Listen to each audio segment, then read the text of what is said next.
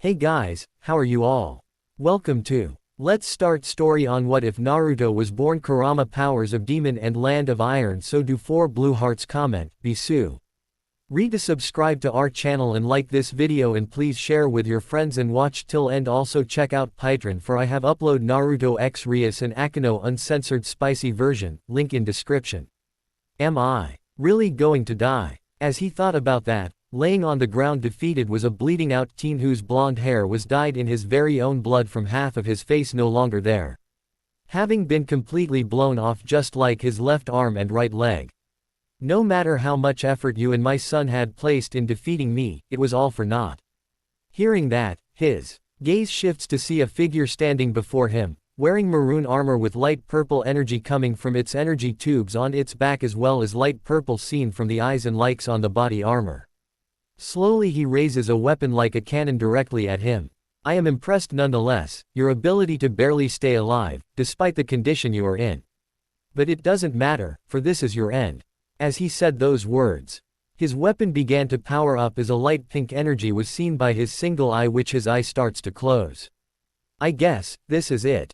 As he thought about that, he could hear a single person shout, Naruto. Closing square bracket. Hearing that name, he began to think back to the day it all began. As of the shout triggered a flashback. Flashback on the day everything changed. Galaxy Garrison Flight Log, the 11th of May 14. Begin descent to Kerberos to rescue mission. Spoke the leader of the group of 4 who was at the pilot's seat. He was a young man who bared Cuban heritage, while behind him was the largest of them having a heritage of Samoan. On his right was the shortest of the group bearing an Italian heritage, while the one in front of him having an Asian heritage, while at a set of controls closely the name is the pilot's. Lance, I know it's your turn and all to be the pilot, but can you keep it steady? Complained the largest of them, yet Lance just shows a know-it-all smile. Relax, hunk. I'm just getting a feel for the stick since I finally get a shot at being the main pilot. Anyways, it's not like I did this, he said, suddenly doing a dive that caused Hunk to feel even sicker, which the blonde looks back, his blue eyes easily spotting that Hunk is reaching his breaking point, and turns to Lance. He was cut off by him suddenly turning left, which shook the ship, causing him to glare at Lance, who saw that look. What, Whiskers? I was just showing him what I wasn't doing, Lance told his friend just before the quizzy Hunk spoke. Okay, unless you want to wipe beef stroganoff off out of all the little nooks and crannies in this thing, you'd better knock it off, man. When it came to piloting, at least Naruto took things a little more serious. Hunk warned and complained taunt. He'd pilot just before the glasses-wearing teen spoke up. We've kicked up a distress beacon. Hearing that, Lance spoke up as he started flipping switches. Seeing this, the blonde just turns his attention on towards the joystick with an uncomfortable expression on his face, which he soon enough ignored it and just starts flipping switches. All right, look alive, team. Pidge, track coordinates. Lance told his teammate, who listens just before beeping could be heard as well as the ship starts to shake. I swear to God, Lance, if you do that one more time I will vomit all over you, threatened Hunk just before Naruto spoke up. Hunk, you should check your screen since it's coming from your area. Hearing that, Hunk takes his electronic screen and looks it over to see that the hydraulic stabilizers were out before swallowing vomit. Oh, no. Fix now, puke later, Lance told the big guy just as Pidge told them that they had just lost contact because of the shaking messing with the sensors. Come on, Hunk. We got in trouble last time when Naruto had to bail you out during the test, Lance told Hunk, yet that was when Naruto spoke up. By bailing out, you mean just hitting the engine system with a wrench until it works, then sure, he said while Hunk got out of his seat to head towards the gearbox while they were approaching their target. Never mind, fellas. Thar she blows. Preparing for approach on visual, Lance said, causing Naruto to look at him like he's crazy. I don't think that's advisable with our current mechanical and gastrointestinal issues, Pidge said, grossed out by who? NK trying to hold on vomit as he was checking through the gearbox, which he could only agree.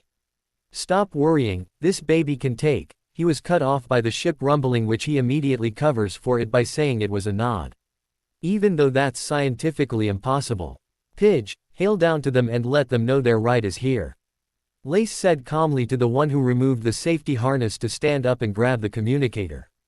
Attention, Lunar vessel. Pidge was cut off as the rumbling became so bad that he lost balance and fell towards Naruto, who turns to see what was happening, finding Pidge falling towards him as it ends with the shortest of them all laying against the surprised blonde who watched as his friend moved.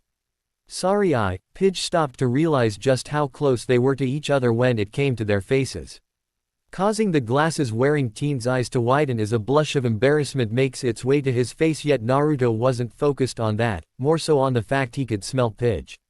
You smell pretty nice. When Naruto said that, his words had taken aback Pidge, whose cheeks turned even redder at the unexpected compliment, and that was when the blonde had noticed he had said that out loud and blushes in complete embarrassment. Wait, I didn't mean it like. He was cut off hearing Lance speak up, gaining their attention as he spoke. What are you two doing? Pidge, get off of Naruto and buckle your belt, hunk, stop that shaking.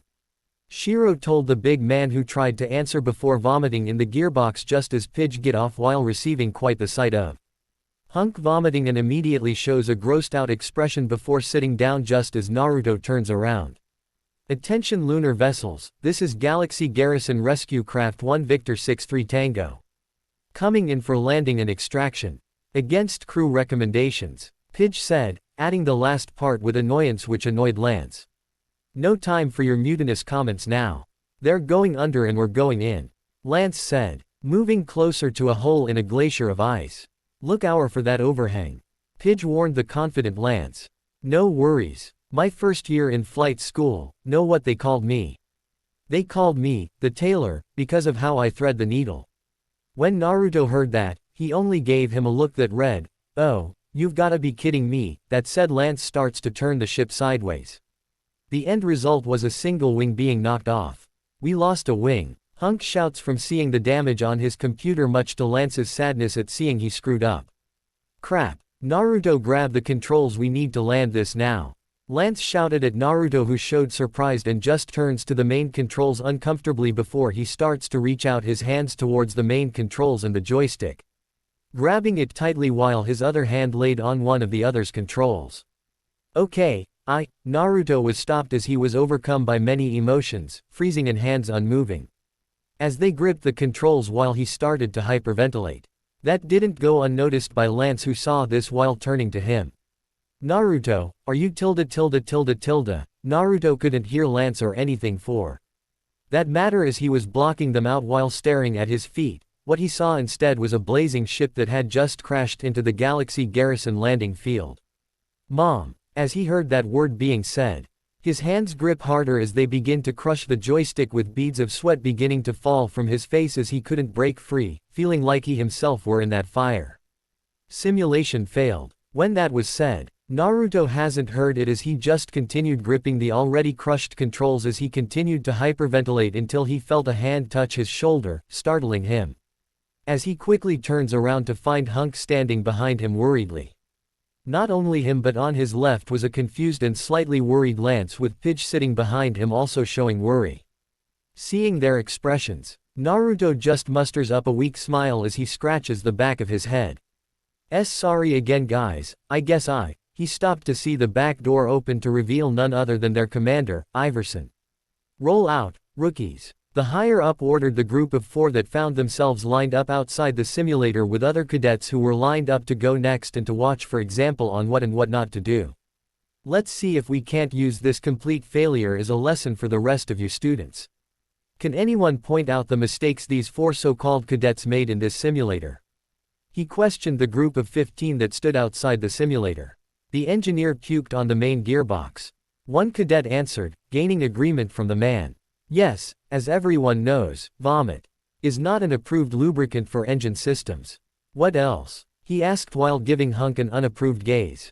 The comm spec remover, his safety harness. The pilot crashed. Those 2 things gained He approval of the one in charge who responds.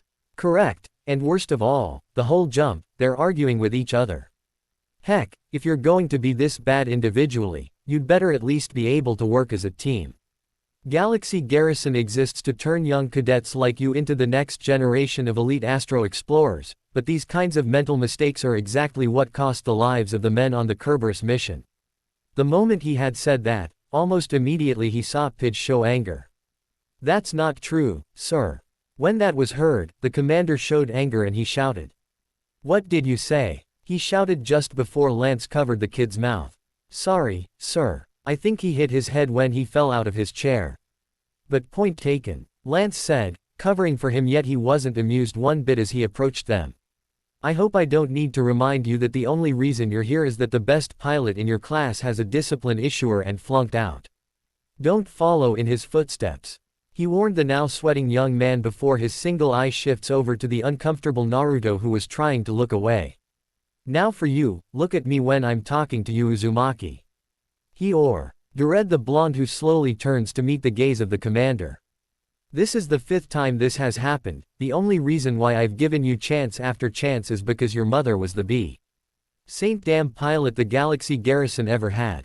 Now, if you can't shake your episodes by next simulation, you will end up just like your classmate Keith. He warned Naruto, who showed a look of disbelief before his gaze shifts towards the floor. Yes sir, was all he said, causing him to look at the next ones in line as he shouted, next. Giving 4 cadets the order to pass them. That very night, on the rooftop of the Galaxy Garrison. Again, it happened again. Muttered the lone blonde, who sat by himself on the building, staring from a view at the scenery before his eyes. Slowly his hands run through his hair before he grips it tightly while gritting his teeth as he pulled. As this was happening, he was showing a terrified expression with tears forming in his eyes. I cannot fail, I only have one more chance. If I don't become a Galaxy Garrison pilot, then. He stopped cold the moment he heard a door opening. Naruto, I didn't expect to find you up here. Came the familiar voice of Pidge, which caused his eyes to widen all the way as he stopped and swallowed while he moved his hands down to let go of his hair before turning around to show a bright smile. Oh, hey Pidge. Didn't know you were coming up here too. He told his friend, who blinked in surprise to see a few tears in his eyes just before he noticed the look and immediately turns away to wipe the tears away. Are you okay? You look. When he asked him that, he didn't wait a second to respond. Why yeah, I'm just tired is all. He told his friend, who looks to the side before speaking. I could go F you, Pidge couldn't finish as he was cut off by the blonde. No, it's okay, you seem to have something important to do, so do it, just ignore me. His answer surprised the glasses-wearing teen, who just approached Naruto, who blinks in surprise and simply watches his friend set up the equipment, electronic devices, a small satellite dish, a generator and headphones that he placed on his head. Okay, didn't expect to see that. He muttered, thinking to see a laptop at least, but not an entire high-tech miniature computer lab, and just watched the teen close his eyes, listening to whatever sound was being heard. During the exact same time, Naruto heard the door opening again and saw Lance and Hunk walk out. Oh, Lance stops to see Pidge having headphones and smiles as he gave a shish symbol with his right hand. Seeing that caused Naruto to blink before a smile forms on his face and looks away to avoid Pidge from seeing his face in case he opened his eyes. Lance, I'm status to move Pidge's headphones without his notice and leans towards his head, close enough to his ear.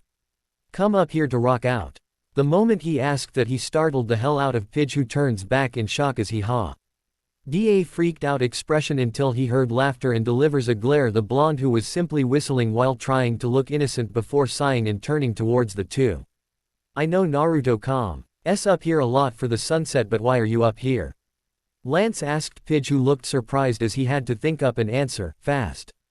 Well, I'm just looking at the stars. Hearing that, Lance furthers the questions with a new one. Where'd you get this stuff? It doesn't look like Garrison tech. When Naruto heard that, he too became intrigued and overlooked the tech before Pidge, who smirks with a prideful expression upon his face. I built it, he said while Hunk sneaked behind Pidge to touch it while trying to confirm their teammate actually made this. Stop it. With this thing, I can scan all the way to the edge of the solar system, Pidge said while slapping Hunk's hand away, yet Naruto was confused. Wait, didn't you just say you were looking at the stars? Why would you? He PPED in realization just as Lance understood what he was about to say and immediately said it. That right, all the way to Kerberos. When that was asked, Pidge had a guilty expression at being found out so easily. By Lance of all people who are not particularly what you would I call straight a student, in common sense. You go ballistic every time the instructors bring it up. The only reason how you don't get in trouble is because Naruto covers for you with a lie. Just after saying that, Pidge shows anger at Hunk who was touching the miniature satellite dish. Second warning, Hunk, though. Say words only gained a groan from the largest of the four. Look, Pidge, if we're gonna keep covering for your mini outbursts then you gotta stop keeping secrets.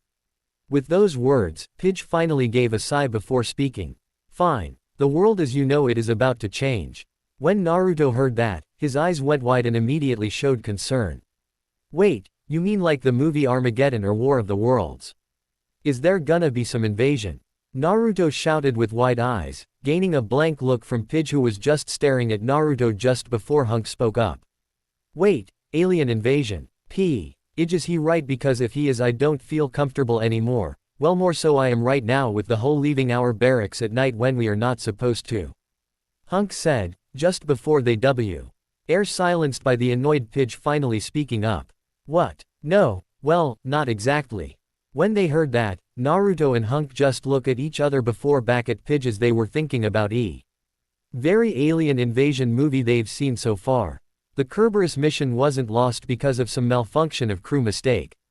So I've started to scan the system and picking up alien radio chatter. Moment the two heard, alien, start looked very uncomfortable as their fears of an alien invasion started looking more realistic. Okay. So, you're insane. Got it, Lance said, finding this to be ridiculous, which Pidge gave him an annoyed expression. I'm serious. They keep repeating one word, Voltron. The moment Pidge has uttered that name, Naruto felt his heartbeat suddenly got louder as if pulsing when the name was said. He was very confused why that name seemed not familiar but more so resonated with himself while Pidge showed a crayon drawing of what Voltron could be. And tonight, I teased going crazier than I have ever heard it. Pidge said, and when Lance asked how crazy they heard the PA go on with Everson's voice being heard. Attention, cadets. This is not a drill. We are on lockdown. Security situation Zulu Niner. Repeat. All students are to remain in barracks until further notice. What's going on? Is that a meteor? When Hunk said that, he draws all of their attention of an incoming object heading for the planet. A very, very big meteor. Hunk asked just as Pidge grabs his binoculars to look through, seeing what it is. It's a ship, Pidge said just before giving a small yelp as Lance grabs the binoculars Pidge was holding onto and looks through it. Holy crap, I can't believe what I'm seeing. That's not one of ours. Lance said, gaining agreement from Pidge who said it belonged to them, and with that, they just watch as it passes them. Wait, theirs. Does that mean we are being invaded? Guys, I'm too young to die. Hunk shouts before he noticed Naruto suddenly stood up, staring at the ship as it crashes with his eyes narrowing since something didn't seem right with it not landing but crashing down and by itself. It was no more than seconds before several vehicles moved out towards the location.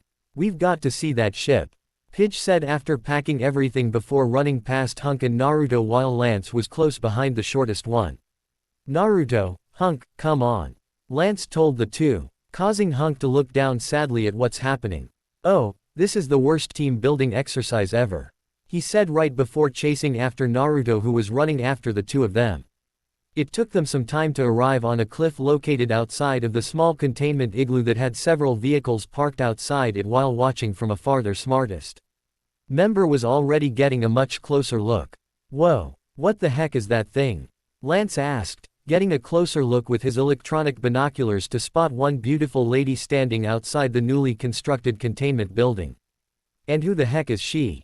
Just after asking that he received a whack upside the head by Pidge who was annoyed, gaining an ow from the guy who thought he was as much a player as a certain RVB character.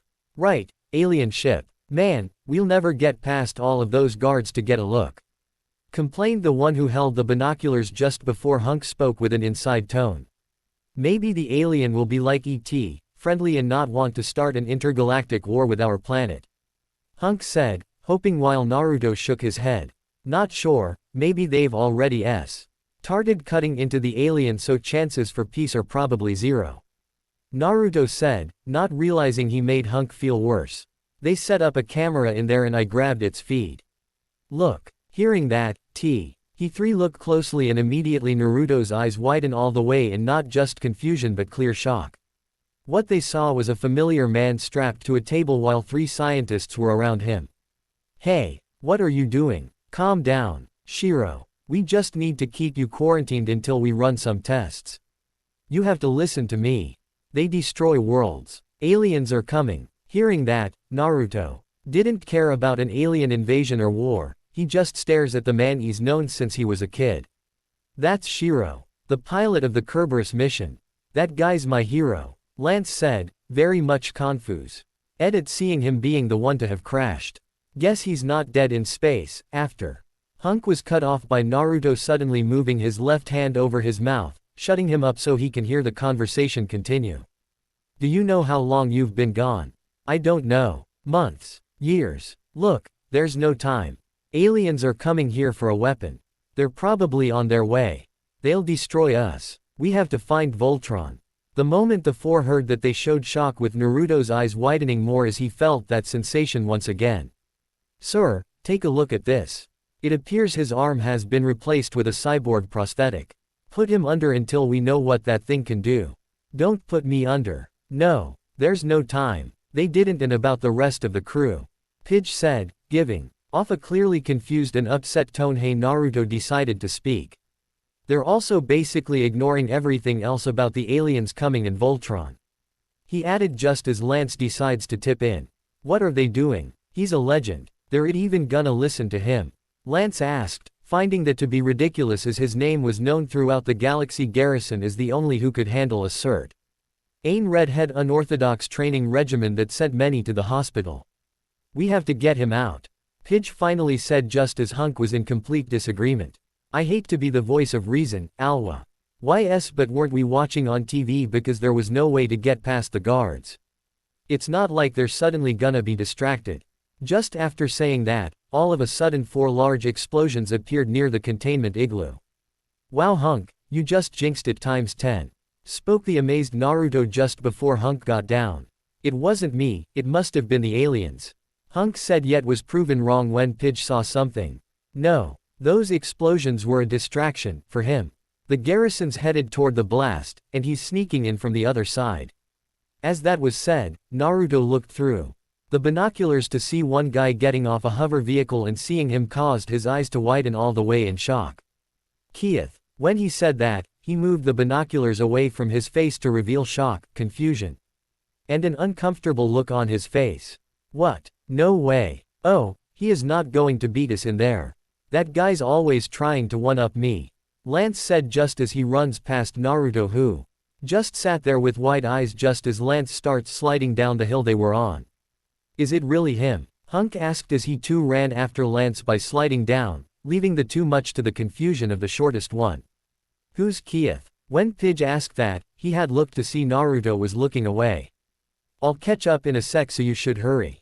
Hearing that furthered the confusion, but in the end after a few seconds, Pidge followed after the two and left Naruto by himself. Few minutes later, it took Keith seconds to knock out the guards and free the unconscious Shiro from his bindings, but as he did so, he turned towards the exit to find 3 others. Nope. No. You, no, you don't. I'm saving Shiro, Lance said, all the while approaching Keith to get on Shiro's right in order to help him. Who are you? Keith asked the cadet who answers his question. Who am I? The name's Lance. With that said, he merely blinks, yet Keith drew not a single clue on who he was. We were in the same class at the garrison. Hearing that, Keith could only presume he was an engineer. No, I'm a pilot. We were, like, rivals. You know, Lance and Keith, neck and neck. When that was said, Keith finally recalled who he was. Oh, wait, I remember you. You're a cargo pilot, and one of his friends. When Lance heard that, he was confused by who he was addressing to, but ignored that and focused on the first part.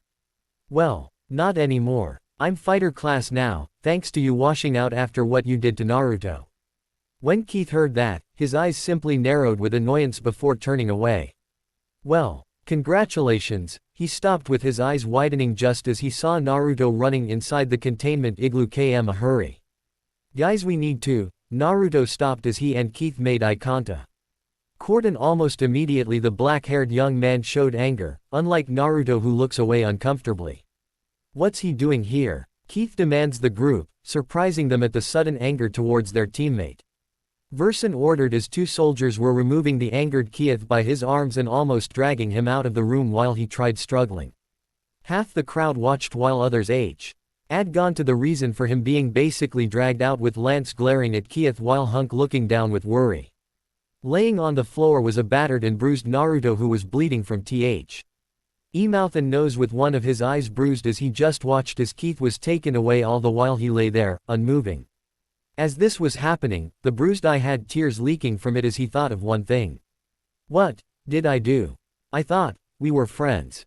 Present time. Keith just glared at Naruto who was avoiding eye contact. Finally, he just looks away with great annoyance. Forget it. I have more important things to worry about than deal with you. Keith said as he starts moving, with Lance having to follow as the two pass Naruto who just looks down at his feet, confusing Pidge unlike Hunk. In the end, they all left in a hurry, with Hunk and Pidge checking to see the fast approaching army heading directly for them. Oh, man, they're coming back and they do not look happy. Hunk said right as the two hurried towards the Lance and Keith who got towards the hovercraft with Naruto behind and looking back at the direction of the explosions before turning as Hunk and Pidge passed him.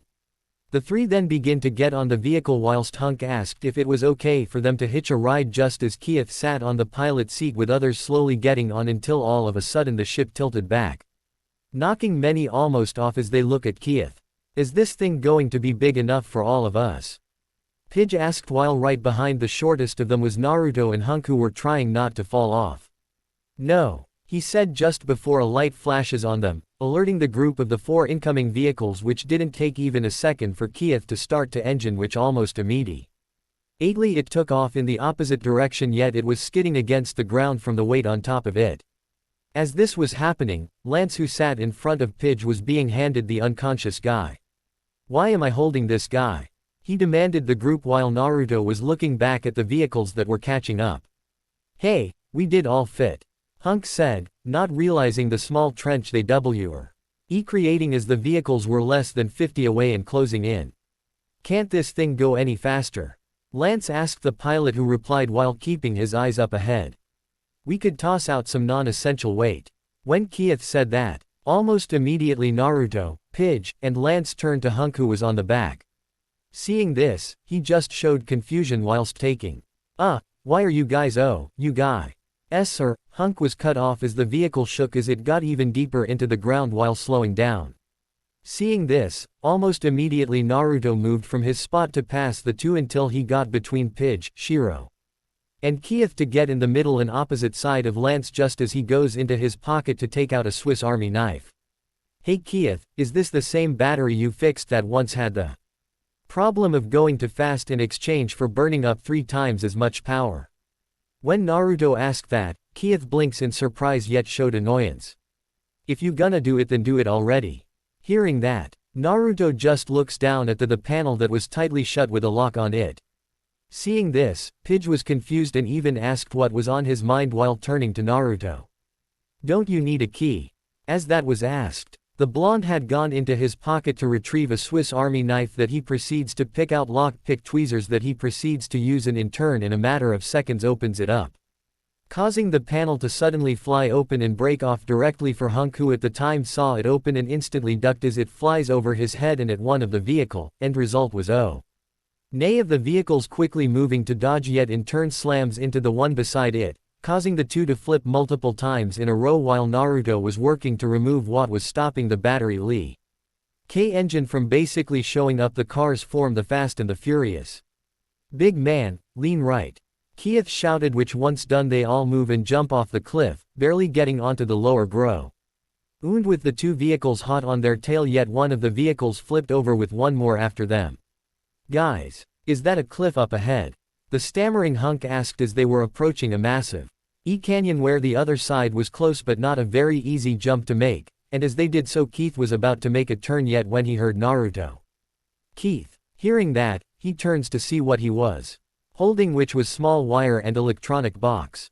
Seeing that, he quickly turns around with both hands gripping the steering while saying two words. "Hold on," was all he said before giving a twist to the throttle and in turn causing the light blue lights it gave off to suddenly turn red, and with it, it suddenly flew higher as its speed increased by times its own, forcing everyone to hold on for dear life as they jumped across the canyon with many screaming besides Naruto and Keith. Yet as they all made the jump, but the recoil caused Pidge to jump out of his seat as he starts to fly off the vehicle when hand suddenly extended fast to grab his leg, much to the surprise of the teen who saw Naruto gritted his teeth as the speed of the vehicle was causing him strain as he was being pulled into the air too. From how fast they were going, until Keith, who saw this with wide eyes, immediately slowed down. Yet with it the vehicle only slowed down so much until after a minute Naruto was able to pull himself and Pidge back, only the vehicle all the while getting away from the Galaxy Garrison. That very day, during the sunrise at Keith's house, Naruto just stood in silence as he watched from inside Keith's house as Keith was walking up to Shiro, who was awake. "So what's the deal with you two?" When Naruto heard that, he turns with surprise to look at Pidge, who was facing him, which he looks away. I don't really know. We were once friends, best friends, but he started changing. I think it was around the time. Naruto stops to show a bothered expression which confused Pidge like Lan, Ce and Hunk, who look at each other before they turn towards the opening door. In moments after entering, Keith and Naruto avoided eye contact as he proceeds to remove a cover and reveal pictures and locations that were all connected. "What have you been working on?" Shiro asked the 18-year-old, who answers, "I can't explain it, really. After getting booted from the garrison, I was kind of lost and found myself drawn out to this place. It's like some energy, was telling me to search." When Keith said that, Shiro was surprised he got booted, yet what didn't go unnoticed was Naruto looking uncomfortable, yet thinks it would be best to bring up how he got kicked out later. "What?" he asked the young man, who answers, "Well, I didn't really know at the time, until I stumbled across this area," he said, pointing at the center of the map. It's an outcropping of giant boulders with caves covered in these ancient markings. Each tells a slightly different story about a blue lion, but they all share clues lead by to some event, some arrival happening last night.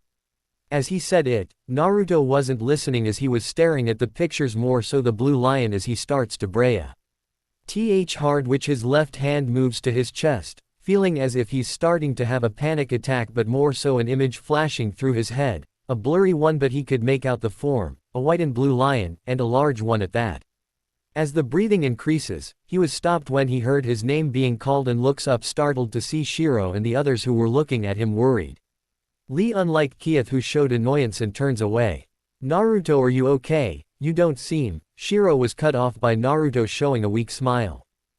Sorry. I was lost in thought, so don't worry, just trying to take in the fact that aliens exist and that there may be some weapon on this planet they're looking for." As he said it, Shiro just stares at Naruto at seeing things have gotten worse than how he was before he left. After a few seconds he directs his gaze at the others. "I should thank you all for getting me out. Lance, right," Shiro said, extending a hand towards the player who seemed pause before he while and shakes it before moving into Pidge and Hunk. The nervous guy's Hunk. "I'm Pidge." As he said it, he shook his hand, unlike Hunk, who was trying to figure things out.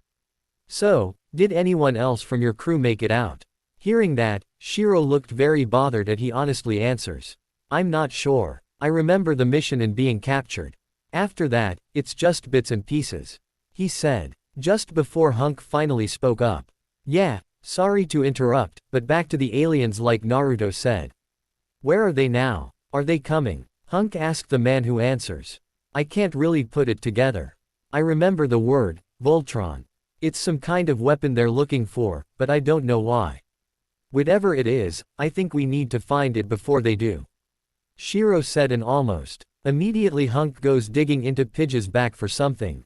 "Well, last night, I was rummaging through Pidge's stuff, and I found this picture. Look, it's his girlfriend." As Hunk said it, he led it, yet Naruto tilts his head as it was obvious to him that the guy in the picture and Pidge seemed relatively different just before it was abruptly taken by the very annoyed Pidge. Hey, give me that. What were you doing in my stuff? Questioned the annoyed teen, who answers almost immediately. I was looking for a candy bar. But, then, I started teasing his diary. With that said, he takes out a book that shocks Pidge, who shouts in shock at hearing what he said before also taking that away. And I noticed the repeating series of numbers the aliens are searching for looks a lot like a Fraunhofer line. Hunk explained, beginning to reveal his science side while Keith was lost and even spoke to show he didn't know. Frown who? He asked the big guy, who turns to him while explaining. It's a number describing the emission spectrum of an element, only, this element doesn't exist on Earth. I thought it might be Voltron. I think I can build a machine to look for it, like a Voltron Geiger counter. As he said it, Naruto just wondered how he got better grades than the genius when he doesn't do all too well with math. Hunk, you big, gassy genius. Lance said with a smile at seeing how smart his friend is. It's pretty fascinating, really. The wavelength looks like this. Just as he shows it, Keith takes it to set it on the map with all of them staring at it as well. Later that very day at the area. Currently, the entire group stood on higher ground at the massive rock formations all around them. Okay, I admit it. This is super freaky, Lance said while Keith and Shiro were looking at the paper while Hunk and Pidge were trying to see if they can find what they're looking for. All the while Naruto just stood there, staring off into the distance before his vision became blurry again with a headache being felt, causing him to touch his head as he opened his eyes, which they widened at seeing a completely shadowy figure walking through the rocks and down some path out of view. Seeing that figure, Naruto began to breath harder with his left hand grabbing his chest as something urged him to follow. I'm getting a, Hunk was cut off by Naruto suddenly walking ahead of them, somewhat in a hurry much to their confusion. Naruto, where are you going? Shiro asked, yet he didn't answer, confusing the group as they hurried after him to find him walking through a pathway all the while. Hunk's device was going crazy with the beeping as they found Naruto at the entrance to a cave where he stood.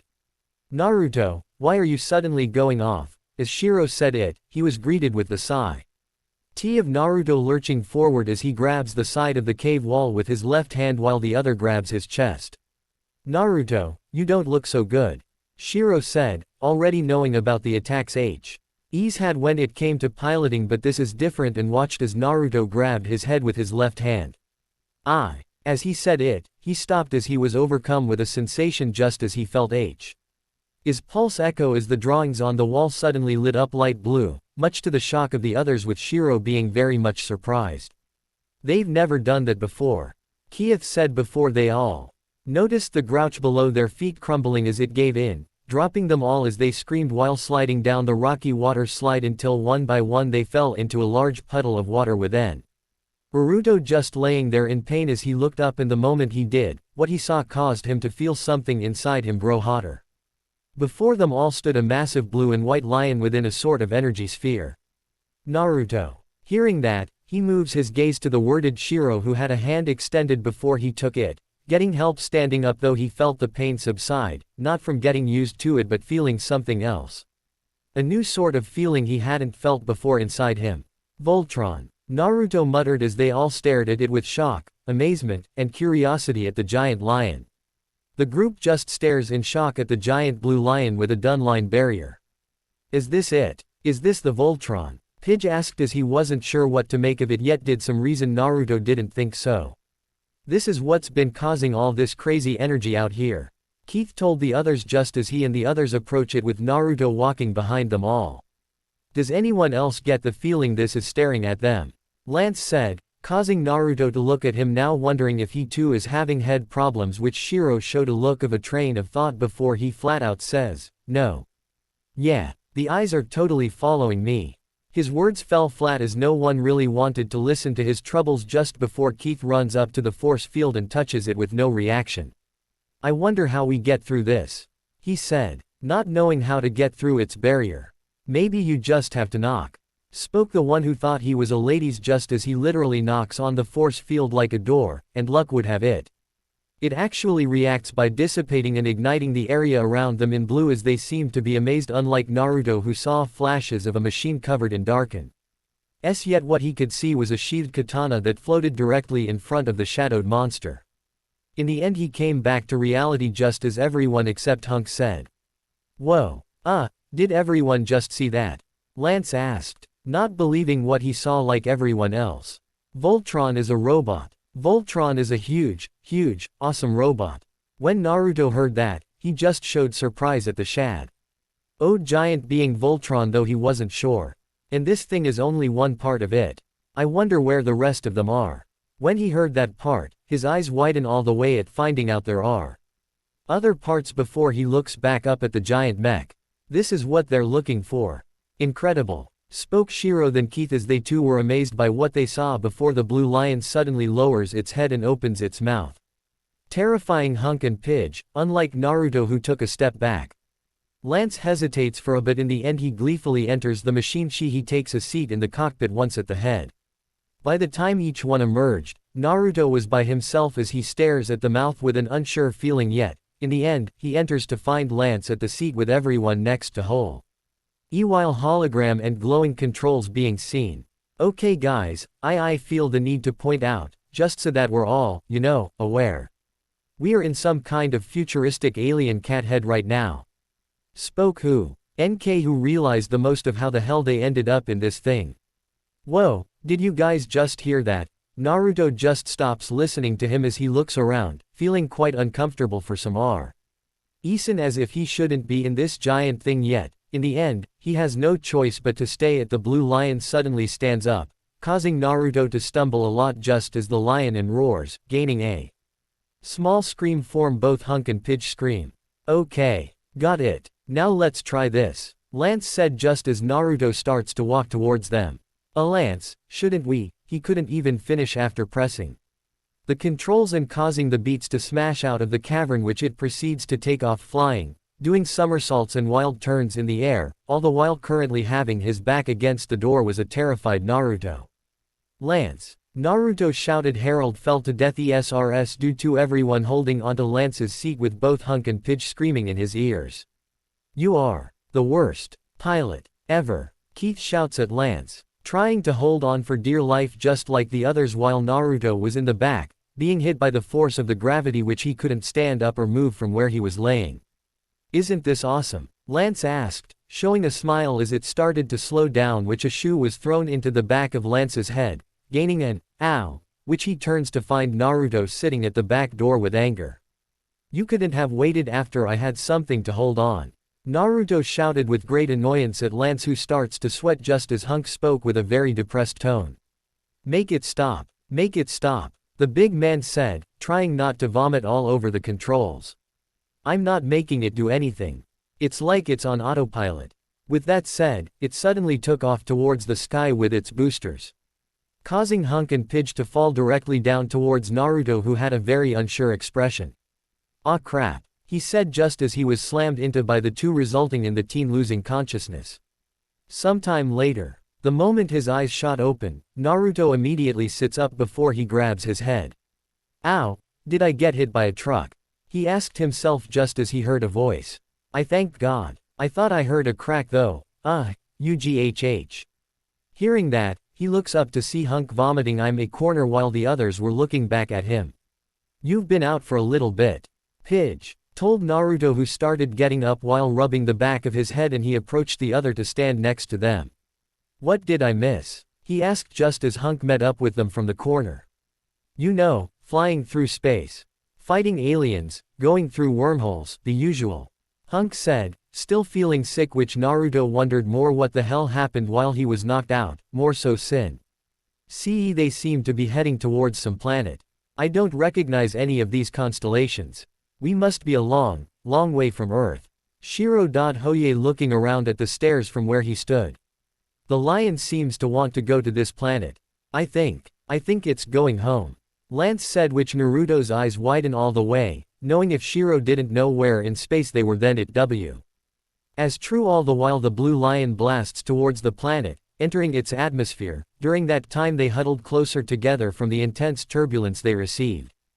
Guys, personal space. Hunk, your breath is killing me, Lance said to the guy who just vomited. Is it just me, or is anyone else having second thoughts about flying through a mysterious wormhole? Why are we listening to a robotic lion anyway? Hunk said, speaking the truth which Naruto agreed with. Yeah, I agree since I was knocked out and didn't get to actually vote. He said, yet they immediately received a retort. It got us away from that alien warship, didn't it? Lance asked the two of them, yet Keith was in disagreement. I don't know if you noticed, but we're in an alien warship. He told the one who was the pilot. Oh, are you scared? Lance asked with a smile just before Naruto spoke up. I got knocked out because of your piloting. He told Lance with annoyance just as they were stopped by Shiro. All right, knock it off. No one's happy to be in this situation, but we're here now. If we want to get through this, we've got to do it together. He told the five of them, which Pidge spoke up. So, what do we do? He asked, wondering what the plan is. First, we find out where we're headed. Lance, he asked the pilot who looked unsure. I don't know. I'm sorry. The lion's not talking to me anymore. Wait. Shish, listen, I think I hear something. As he said that, they could all hear a high-pitched squeal-like sound. I'm hearing it, too. Keith said just as Hunk spoke up in agreement. It's kind of a high-pitched squeal.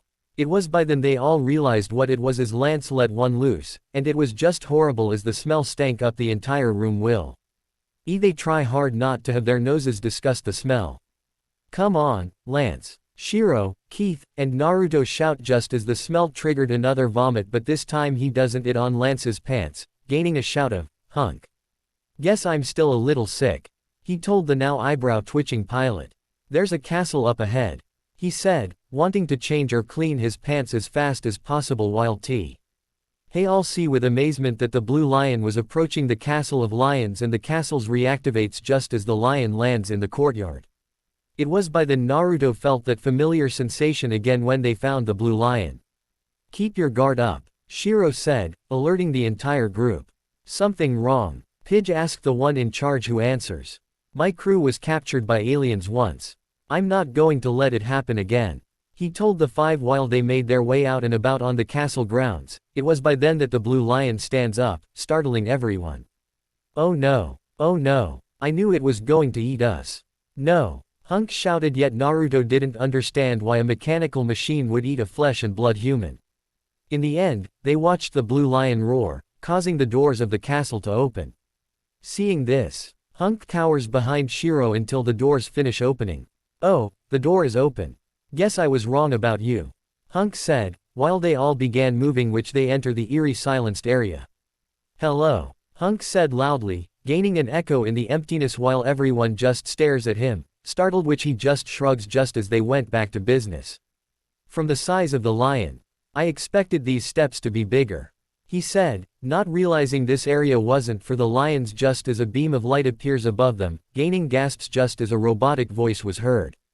Hold for identity scan. What? Pidge said with shock while Shiro wanted answers. Why are we here? What do you want with us? He demands as a light scanned them all while crystal torches begin to light up a path for them to walk through. This just gets weirder and weirder. Naruto commented as they move forward, during which more and more crystal torches ignite to lead them deeper inside castle, with Hunk repeating, hello, until they finally make it inside some chamber. Where are we? Lance asked the question that only one could answer. It's some kind of control room. Pidge said while Naruto approached some object in the center, slowly, who moves his left hand to place on it just as the others were looking around, and almost immediately blue lines appeared, which he takes his hand away and turns just like the others towards two pods that held bodies. Are these guys dead?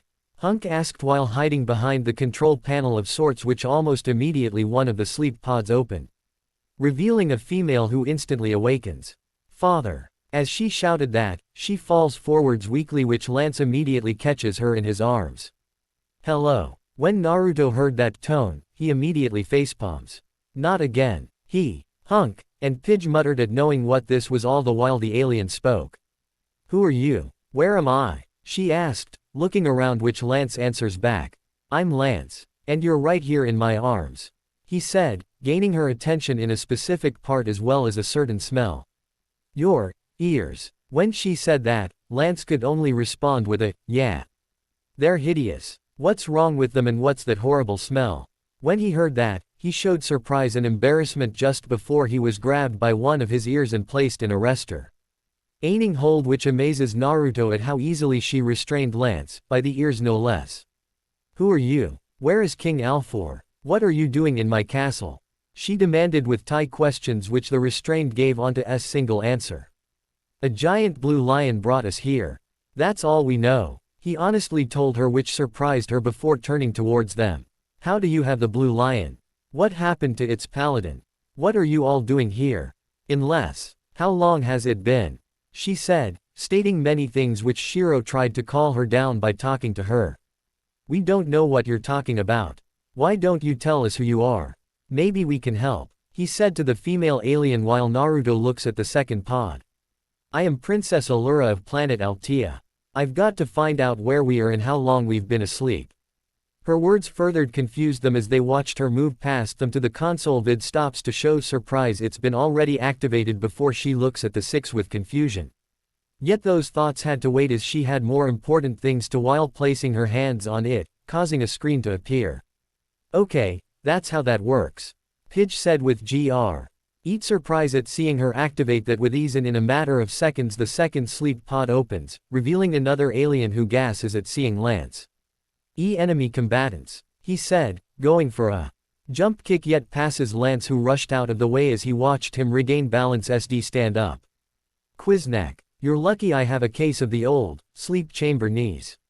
Otherwise, I'd grab your head like this. Wrap you up like so and 1, 2, 3, as he said it, the man imitates his fighting moves and snaps his fingers. Sleepy time. With that said, he and Lance get into an argument that causes the princess to show annoyance. Ignoring them, "Did you find out what you wanted?" Naruto asked while he moved to her side to look at the screen. "It can't be." When Allura said that, her comrade turns toward her. "What is it?" he asked the princess, who answers, "We've been asleep for 10,000 years. When they heard that, the group's eyes just widen in clear shock as she recalls what happened before speaking again. "Planet Altea and all of the planets in our solar system have been destroyed. Korin, father is gone. Our entire civilization." As she spoke, Naruto could see the clear anger in her face. Zarkon. When she said that name, once again Naruto felt a resonance with the name, just like Voltron. Zarkon. When Shiro said that, he looked confused, which Allura continues to speak. "He was the king of the Galra. A vile creature and enemy to all free people," she told the group, with Naruto thinking about the ship that attacked them. "I remember now. I was his prisoner." His words confused as well as shocked Allura. "He's still alive. Impossible," she said, yet Naruto places a hand on his chin and looks at the pod. "You said 10,000 years passed, yet you look pretty young, about our age. Who's to say Zarkon did something like that as well?"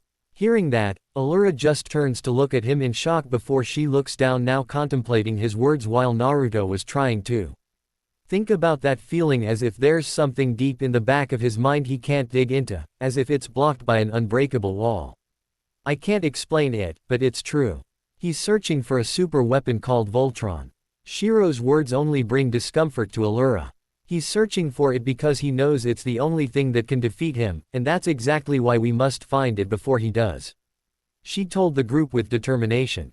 30 minutes later. In the time that has passed, she has eaten the odd goo food or moved from her spot but pressed on the controls console. "Princess, you must eat.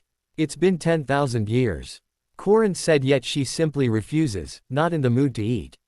"Man, 10,000 years. That's like 1,000 plus 10. Lance said, not doing his math right.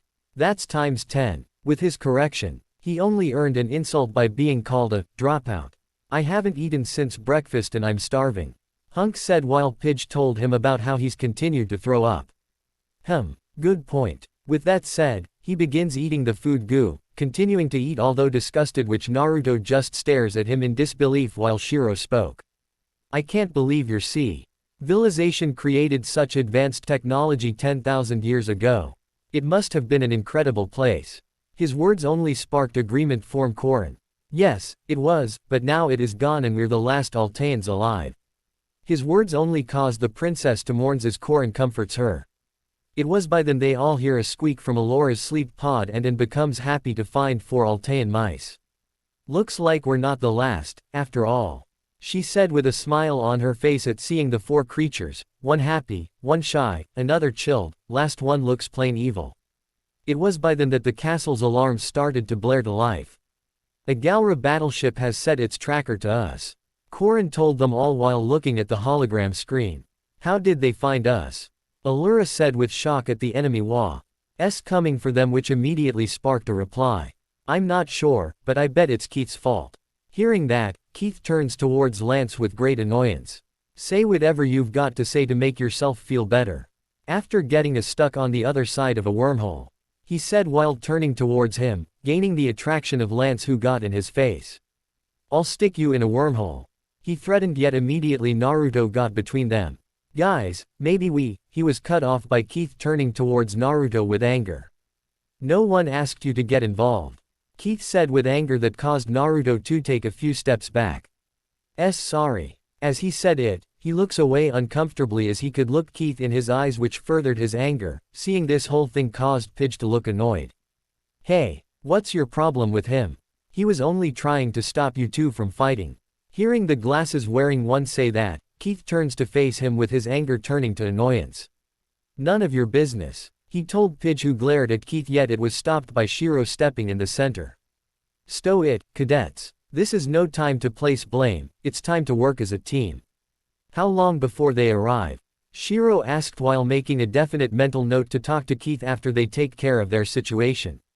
At their speed. Oh, well, carry the 2.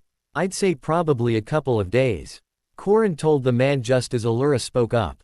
Good. Let them come. By the time they get here, Voltron will be reformed, and together, we will destroy Zarkon's empire.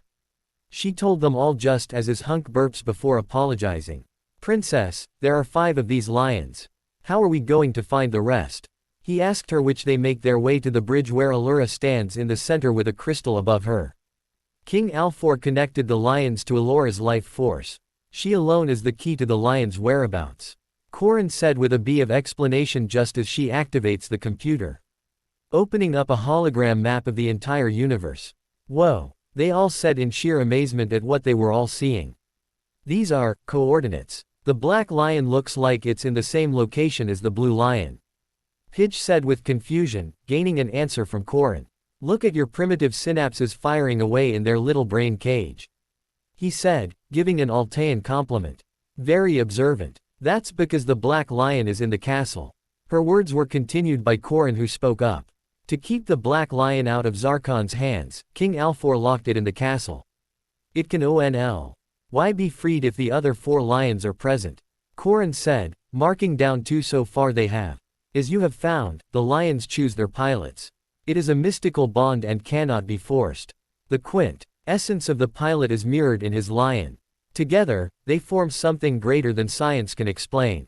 With those words, she sends the black lion hologram towards Shiro. The black lion is the decisive head of Voltron. It will take a pilot who is a born leader and in control at all times, someone whose men will follow without hesitation. That is why, Shiro, you will pilot the black lion. Once that was said, she then proceeds to move the green lion's hologram towards Pidge. The green lion has an inquisitive personality and needs a pilot of intellect and daring. Pidge, you will pilot the green lion. The blue lion, she was cut off by Lance speaking up. Hope, hold up, let me guess, takes the most handsome/best pilot of the bunch. Her words caused Allura, Naruto, and Pidge to look at him with annoyance before the princess continues. The yellow lion is caring and kind. As she spoke, the princess sends the hologram yellow lion towards Hunk. It was by that time Naruto realized something which caused him to feel happy yet also sad. Its pilot is one who puts the needs of others above his own. His heart must be mighty. As the leg of Voltron, you will lift the team up and hold them together. Her words only caused Hunk to point at himself questionably. The red lion is temperamental and the most difficult to master. It's faster and more agile than the others, but also more unstable. Its pilot needs to be someone who relies more on instincts than skill alone. Keith, you will fly the red lion. Her words sparked outrage. What? This guy? Why not Naruto? He asked. causing Keith to glare at him, which he returns. It was by then that Shiro had realized that Naruto was left out of it, as there were only 5 lions, and glances to see Naruto just standing there, watching in silence as he backed away from the main group with a sad smile on his face. Unfortunately, I cannot locate the Red Lion's coordinates yet. There must be something wrong with the castle. After 10,000 years, it might need some work. After saying that, Korin spoke up. Don't worry, we'll find it soon. They don't call me the Koranic for nothing. It's because it sounds like mechanic. So, Koranic, mechanic. It's not, it doesn't sound exactly like it. It's similar. His words only gained an annoyed look from Keith just as they watched and heard the hologram lions roar and charge together, forming Voltron. Once all the lions are united, you will form Voltron, the most powerful warrior ever known, the defender of the universe. Her words sparked amazement. Awesome, Lance said just before Hunk spoke up.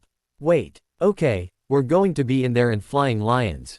Got that part. How do lions turn into legs? Also, is this going to be a long trip? Because I have to pee. Do you people pee? All his questions remained unanswered as Shiro spoke. You know we don't have much time. Pigeon Eye, Shiro stops before he looks at Naruto, who looked confused. Pigeon Naruto will go after the green lion. Lance, you take Hunk and get the yellow one. Keith and I will stay here. Keith, if you locate that red lion, go get it. Shiro said, shocking Naruto at hearing he has to go, despite him not being very useful except for mechanical things. In the meantime, I'll get this castle's defenses ready. They'll be sorely needed. The princess words were followed up by Korin's.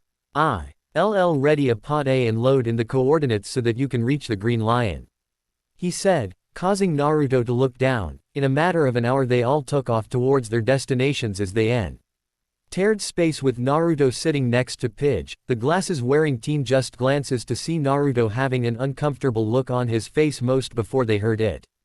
We can only keep the wormholes hat lead to the other lions open for 2 of your Earth hours, so you'll have to be quick about your work. The good news is that according to my readings, both planets are relatively peaceful. So, if you do get stuck, they could be relaxing places to live out the rest of your lives. Enjoy the trip. When they heard that, both Naruto and Pidge went wide-eyed. Wait, what? The two shouted as they entered through the portal. Watching this entire thing was Shiro and Keith, who stood in the courtyard. Keith was cut off by Shiro's hand grabbing his shoulder, causing him to turn to face him. What's going on, Keith? You've been acting harsh towards Naruto, aren't you guys furry? He was cut off by Keith shoving his hand away. Sorry Shiro, but this doesn't involve you. With that said, he starts walking away from the surprised man. 20 minutes later on a jungle planet. Currently moving in the jungle were Naruto and Pidge, the shortest leading the way while Naruto was just looking around. In silence until they arrive at a river. Look. Hearing that, he turns to see a boat with a lion head as a figurehead carved into it. Seeing this, the blonde was surprised just before a moment late. They realized something was standing next to them, and they turned just as they met the gaze of a large sloth-like creature that was taller than them. Almost immediately Pidge have a scream as he flew. Himself being carried by Naruto, who was shocked at the sloth-like creature just staring at them. It's just whatever that thing is. As Pidge said it, the creature was approaching the boat just as he let him down. Is it some kind of sloth? He asked with wonder as they watched it motion for them to follow. I think he wants us to get in his canoe. His words only sparked confusion, with Naruto scratching his head. This day gets weirder and weirder.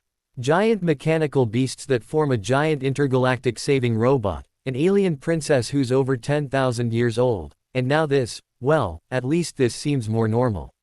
With that said, he follows the animal with Pidge just standing there in surprise before following. In minutes the sloth began pushing the boat while all around them were squeaking creatures and other things in dry land, much to the enjoyment of Pidge, who noticed that the cave they were about to enter had a lion carving on it. I wonder if Hunk and Lance are having as good a time as us. Hearing that, Naruto just shrugs. Who knows? As he said it, unknown to the two of them, something was closely following them from behind within the deep waters, as they continued to move. All of a sudden Pidge began to speak. I know the princess said that this is supposed to be my lion, but what if she's wrong? I mean, she's probably not wrong. She's a princess, but I'm not a pilot. You're a pilot, even though. I've always wanted to be a pilot. I mean, I read all the fighter manuals, but never got to fly the simulator. But, hey, I can't be all that worse than Lance. But what if I get in there and it doesn't respond? What if I get in there and it's too big and my feet don't touch the pedals? What if there aren't even pedals? Hearing all those concerns, Naruto couldn't help but chuckle, which gains his attention. You see, my mom always had a fondness of quotes, whether it be ones she made or found. She always had one for a bad situation no matter what, or something to give encouragement. If you don't like your destiny, don't accept it. Instead, have the courage to change it the way you want it to be. After saying that, he suddenly showed a sad expression. That surprised Pidge before realizing what's wrong. I'm sorry about what happened to your mom. Hearing that, he just turns to look at his defection in the water. Faulty wiring and other factors caused the ship to crash, yet as my mom would have it, she didn't give up. Till the end she kept piloting that ship away from the cadets and other personnel in the arena, all in exchange for her life. His words only caused Pidge to look down sadly. I wanted to ask, why does Keith hate you? Hearing that question, his eyes widen, yet they return to normal. I don't actually know. You see, after my mom died, for some reason everything started to change, with Keith starting to act differently towards. That's all I know. When he said that, Pidge only showed confusion. Wait, but they were cut off as all of a sudden the boat was sent a couple of feet into the air, with the three crashing into the water. Mere seconds passed, with Naruto shooting out of it as he grabs in the canoe to bring himself back on it. WTF was that? Hey Pidge. As he said it, his eyes widen and immediately looks over the boat at the water to see bubbles coming up. Seeing this, his eyes widen all the way just as he jumps into the water, making a splash. As he enters the water, he could make out Pidge trying to break free of something, yet knew something had him by the leg, dragging him lower and lower towards the darkness of the beneath. Seeing what he could, Naruto dived deeper into the water and grabbed Pidge's arm, pulling him closer, yet moves past him to grab his leg, finding something wrapped around his leg, which he grabs it. And with great strength he rips it off, releasing a red substance in the water, and with it, a screech could be heard echoing through the water. Naruto wasted no time as he swam up, grabbing Pidge, and with all his strength he hurried to the top with Pidge next to him, his right arm held around his neck as he made his way to the boat, helping Pidge on it while he was still coughing out water, with his glasses falling off and into the boat just as Naruto was about to enter but stopped completely. What he saw made him forget completely about what was below them. While this was happening, Pidge was still having trouble breathing, but his main focus shifted towards Naruto, who was on the edge of the boat, just staring at him with confusion that turns to shock as he blushes. What? Pidge asked with confusion, which Naruto clarifies on what he said. Why your glasses? Without them, why you look just Lee. He stopped at seeing Pidge, immediately grow shock as he searches for the glasses, and when he finds them he places them on without another second, but that shocked and worried expression proved what he thought. Holy, you're a girl. The girl from the picture. As he shouted that, Pidge immediately showed shock at her secret being found out, just as realization dawned on Naruto as he grabs his head. OMG, you've seen me naked. Naruto shouted at realizing that time back at the Galaxy Garrison, when Pidge went to deliver his homework, he left at his desk during the exact same time he had started to change. When he said that, almost immediately her face grew bright red at having tried hard not to think about what she saw, but that vanished as her eyes widened the same time Naruto felt it. Wah! As he said it, he was feeling something having grabbed his leg, and his eyes widen all the way as he turns, just as many the tentacles shot out of the water to wrap around Naruto, who had no time to react as he was abruptly pulled into the water, causing a big splash as the struggling Naruto was being dragged deeper and deeper. Naruto! Pidge screamed as she made her way to the side of the boat to see many bubbles rising just before coming up from the water. As the corpse of the sloth they were with, having been torn apart with much of its skin ripped off, resulting in Pidge covering her mouth in horror. As this was happening, Naruto was being dragged deeper and deeper in the darkness without a way out, his vision fading with the lack of air as he was being wrapped completely by tentacles. Am I really going to die? Well, it doesn't matter, they don't need me anyways, no one does. I'm just a waste of space. As those words traveled through his head, he felt utter hopelessness as his eyes closed, but when it did, he heard it, a voice, singing. Natsuiboshi. Why are you so red? Because, I had a sad dream last night. My eyes are red from the tears I've shed. Swollen as I cried. Huh. Natsuiboshi, why have you lost your way? I'm searching for a child who's gone afar. He can't be found, though I've searched all day. My sad dreams come once more. That song, why is it so familiar?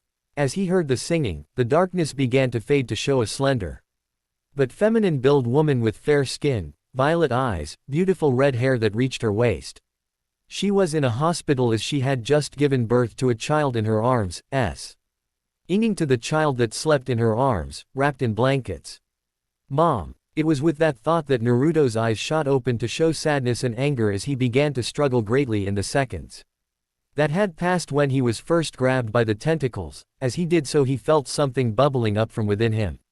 I will not die. As Naruto thought that, his body unleashed a crimson aura that started to push back the tentacles and unconsciously extended his right hand as a light could be seen, and with it, words could be heard from within Naruto's mind as he didn't recognize them.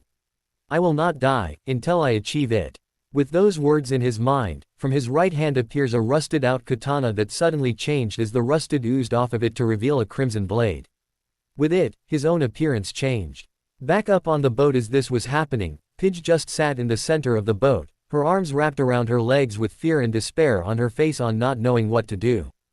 That was until an explosion happened where a geyser of water was made, much to Pidge's shock as she watched someone land on the boat, and the one she saw caused her eyes to widen all the way. Damn. Only a few more seconds and IQ would have been. Wait, what did I just do? Pidge, are you okay? Spoke the alive Naruto, who was staring at Pidge with confusion at seeing her shock. What he didn't even realize was that he had tentacles on him, but they were slashed off from the actual body while others ripped off. But what gained her attention was that Naruto's has markings in his face, followed by his right ear was now pointed. Not only that, his eyes seemed bluer with them also being slit. Naruto just blinks as he was still confused to see the clear and utter shock of Pidge's face, which he immediately checks himself to see the slashed and torn tentacles on him, thinking that was what she was shocked about, and quickly tore them off to throw back into the river until they were all gone before turning to still see her shock, which furthers his own confusion as well as worry. Pidge, is there something on me? What is it? He asked, not liking what he's seeing, which she immediately snaps out of it and points at the water. Confusion him, which he just leans over to look, and at first he saw nothing, until he saw his face having red-like markings on his face, similar to the Altaean's sick La-shaped markings, yet his were larger and jagged with being orange in color while also having whisker-like markings on his face. His eyes seemed much more blue than normal with the pupils slit, and finally his right ear. WTF. What the hell happened to me? I have whiskers and my ears now pointy. As he shouted that, he fell back on his butt with a shocked expression on his face before he took his right ear to feel it was now pointy. What is happening to me? Naruto shouts as he didn't know what was going on. Whisked Pidge places a hand on her chin and thought. I don't know, but you seem to have the Altaean markings as well as your ear. It's just a guess, but could it be that katana? When she asked that, his eyes widen and immediately looks to see the katana with a crimson blade and lifts it to look at it with shock. Wait, when did? I don't remember where I got this from. As he said it, he was about to throw it in the water when he felt a pulse deep within him, and on his left appeared a sheath that was black with an orange swirl that very much surprised him as he stared at it in shock, just like Pidge, who watched Naruto pick it up as he proceeded to sheath the blade. Yet the moment he did so, nothing happened at all, and with a shake form Pidge caused Naruto to look depressed. Great, just great, how am I gonna explain exactly what happened to me now, plus this weird katana? I don't even recall where I got it from, but seeing as it the reason why I'm alive, I'm gonna keep it, it might help on the mission. After saying that, he directs his gaze to Pidge. So, mind telling me why you're dressed as a guy? Hearing that, she showed surprise before sadness. Since you know my secret, then I guess you have a right to know the full story. You see, Commander Holt is my father. He and my brother were the ones on the Kerberos mission with Shiro. When Naruto heard that, his eyes widened all the way as everything basically clicked. I've been searching everywhere for him and my brother. You see, after I found out about what happened on their mission and them going missing, I decided to break into the Galaxy Garrison to find out if it's true myself. After a failed attempts, I finally was able to break into Commander Everson's office. Just before he found me, I found out the truth. Turns out there was never any pilot error like was reported. The video feeds showed no evidence at all on Kerberos. In the end, after demanding the commander where my family was, I was instead kicked out and never allowed back again. Hearing that, it was then Naruto spoke up despite showing a sad expression. So you decided to dress up as a guy named Pidge Gunderson in order to find out more about where your family is. Hearing that, she simply nods with a still bothered expression on her face. Then can count me in. When she heard that, she looks up to see him showing a smile. Even if I'm not a paladin of Voltron, I can at least help you guys out by other means. His words only surprised her before she finally smiles just before Naruto realized something. Wait, what about your mom? What's she gonna do when you do return home? When he asked her that, Saint immediately her smile instantly disappears to be replaced by fear. Oh, she's gonna be so mad at me for running away. I hope I'm not grounded. Hearing that, Naruto had a blank expression on his face. Yeah, you're most likely gonna be the first human ever to receive a decade grounding. His words only caused her to feel more depressed at the fact her mother will be far from happy. By that time, Naruto thought of something and starts blushing while looking away. Can we never speak again about the whole naked incident? When he asked that, he didn't see her blush red whole turnin'. Away as she knew if her brother heard about that, he would most likely want Naruto's head. So, what is your real name? He asked her, surprising the girl who answers. Katie, though could you keep this a secret from the others? Hearing that, Naruto was a little surprised but nods since it's not his business to tell the others since it's between them. It was then that her gaze focuses on what they were headed towards, which he too turns to look. What they saw was a root-covered stone temple. Just as their small boat stops, they get off to approach the steps just as the lion carvings on the ground and stairs glows.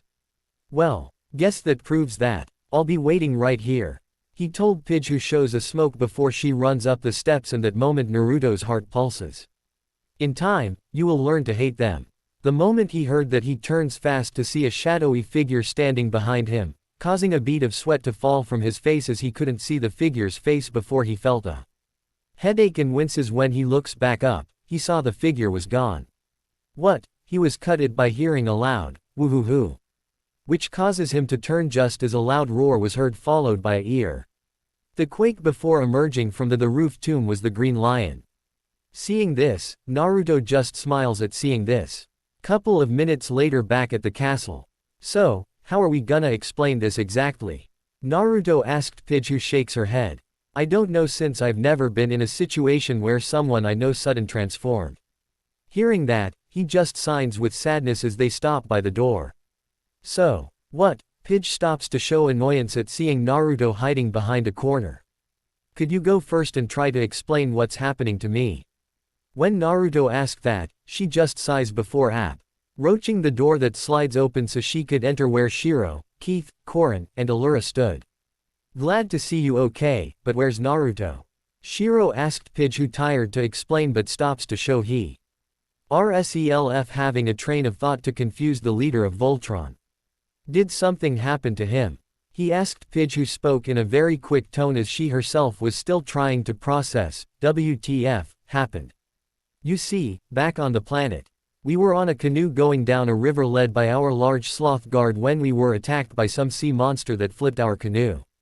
I ended up getting pulled deeper into the water when Naruto saved me and got me back on the boat before he was once again pulled into the river. After seeing our guide come up from the water having been brutally killed, I thought Naruto died and became hopeless, only to have a geyser of water explode in front of me with Naruto standing on the boat with some kinda weapon in hand, as well as having undergone changes to his appearance to look different from a normal human. After she finished, they were all wide-eyed. Wait, what? Korin said as he was trying to process what she just said, unlike Allura, who understood the whole thing yet concerned about the last part. What kinda changes? The moment she asked that, the door slid open again to gain their attention, and almost immediately they became shocked to see Naruto's changes from his Altean markings. Whisker markings, eyes, and ear. It simply resulted in the shock turning into jaw drops before immediately approaching him were both Allura and Korin, who were examining his face to see they were indeed Altean markings, yet different. Slowly the princess reached a hand to his ear, feeling it know if it was truly real and not fake, while Korin was examining his whiskers a little too close, to the point Naruto was about to slap the mustache off his face. I gotta say, I never thought I would see the day would get it meet one, though I don't understand the whiskers thing, but the ear and markings are the proof. When Korin said that, the group looks at him. Proof of what, Korin? You know what this means? Allura asked the man, who simply nods while running his right hand's fingers through his mustache. Basically, this rarely happens when it comes to the Altean blood mixing with another race. Though there were reports of changes a mixed undergo when they reach a certain age, yet yours is a first for me in person. The moment Naruto heard that, his eyes widen all the way. Wait, are you telling me? As he said it, Keith's eyes widen all the way just as Korin nods. The only explanation for this occurrence is that you fall under the rare category do mixed blood, but that can only mean that one of your parents were Altean, since if it were a generation down you wouldn't have that ear or markings on your face. Either way, this explains how you woke us up. This ship was specifically designed to work for an Altean, though I'm not sure if that's true, since it could also be you guys activated it upon entering the room. Hearing that, Naruto just looks down at his feet, thinking about his father he's never actually met. While he was shocked, another was thrilled, and that was the princess. Allura couldn't help but smile at the fact after 10,000 years, there are still Alteans, are there? What's that? Korin asked Naruto while pointing at the sword with he unsheathed, to reveal the crimson blade reflecting the light off of it. Don't know, while I was drowning suddenly had this appear in my hand, a broke free. Pretty sure this was what caused me to change, he said. With the others being unsure of the katana, though they couldn't tell as it saved Naruto. We should scan it after we deal with the Galra. Allura told Naruto, who nods just before a groaning Lance and Hunk enter the bridge. You made it, she told the two of them, which Lance stretches. Yeah, just barely. That was a nightmare. I almost puked out there. I felt like Hunk, he said, which the big man agrees. Think how I felt. I am Hunk, he told his friend, which Pidge spoke up. Yeah, we had a tough time, too. Turns out Naruto is part Altean, Pidge said, she and everyone else not making a big deal, yet still processing the fact Naruto is half Altean. The moment she said that, both Hunk and Lance look at Naruto. What the? Lance shouts as he jumps back in Hunk's arms before he rubs his eyes, Ying, to see if he was seeing things before he was let down so they could then get a close look. Yeah, from what I know this means my dad, who I never met, is most likely Altean, which explains why I never met him. Or why no one in the garrison knows who he. Will you stop that already? Naruto shouted at Hunk, who was about to poke his ear before Shiro spoke up. Anyways, we can discuss this later. Have you found the Red Lion yet? He asked the princess, yet Korin spoke up as he got in front of them all except for Keith, who stood away from the main group, still staring at Naruto at his change. Allura just located it. There's a bit of good news and bad news. The good news is, the Red Lion's nearby. The bad news is, it's on board that Galra's ship now orbiting Eris. But wait, good news again. We're Eris. His words only received shocked expressions on understanding what they just heard. They're here already, Shiro immediately demands with worry, while Hunk and Lance were already sweating. Yes. Guess my calculations were a bit off. Finger counting, it's more of an art than a science. Korin said, finding himself in need of an Altean calculator just before a video transmission overtakes the castle's screen. And an alien appears on it. Princess Allura, this is Commander Sendak of the Galra Empire. I come on behalf of Emperor Zarkon, Lord of the known universe. I am here to confiscate the lions.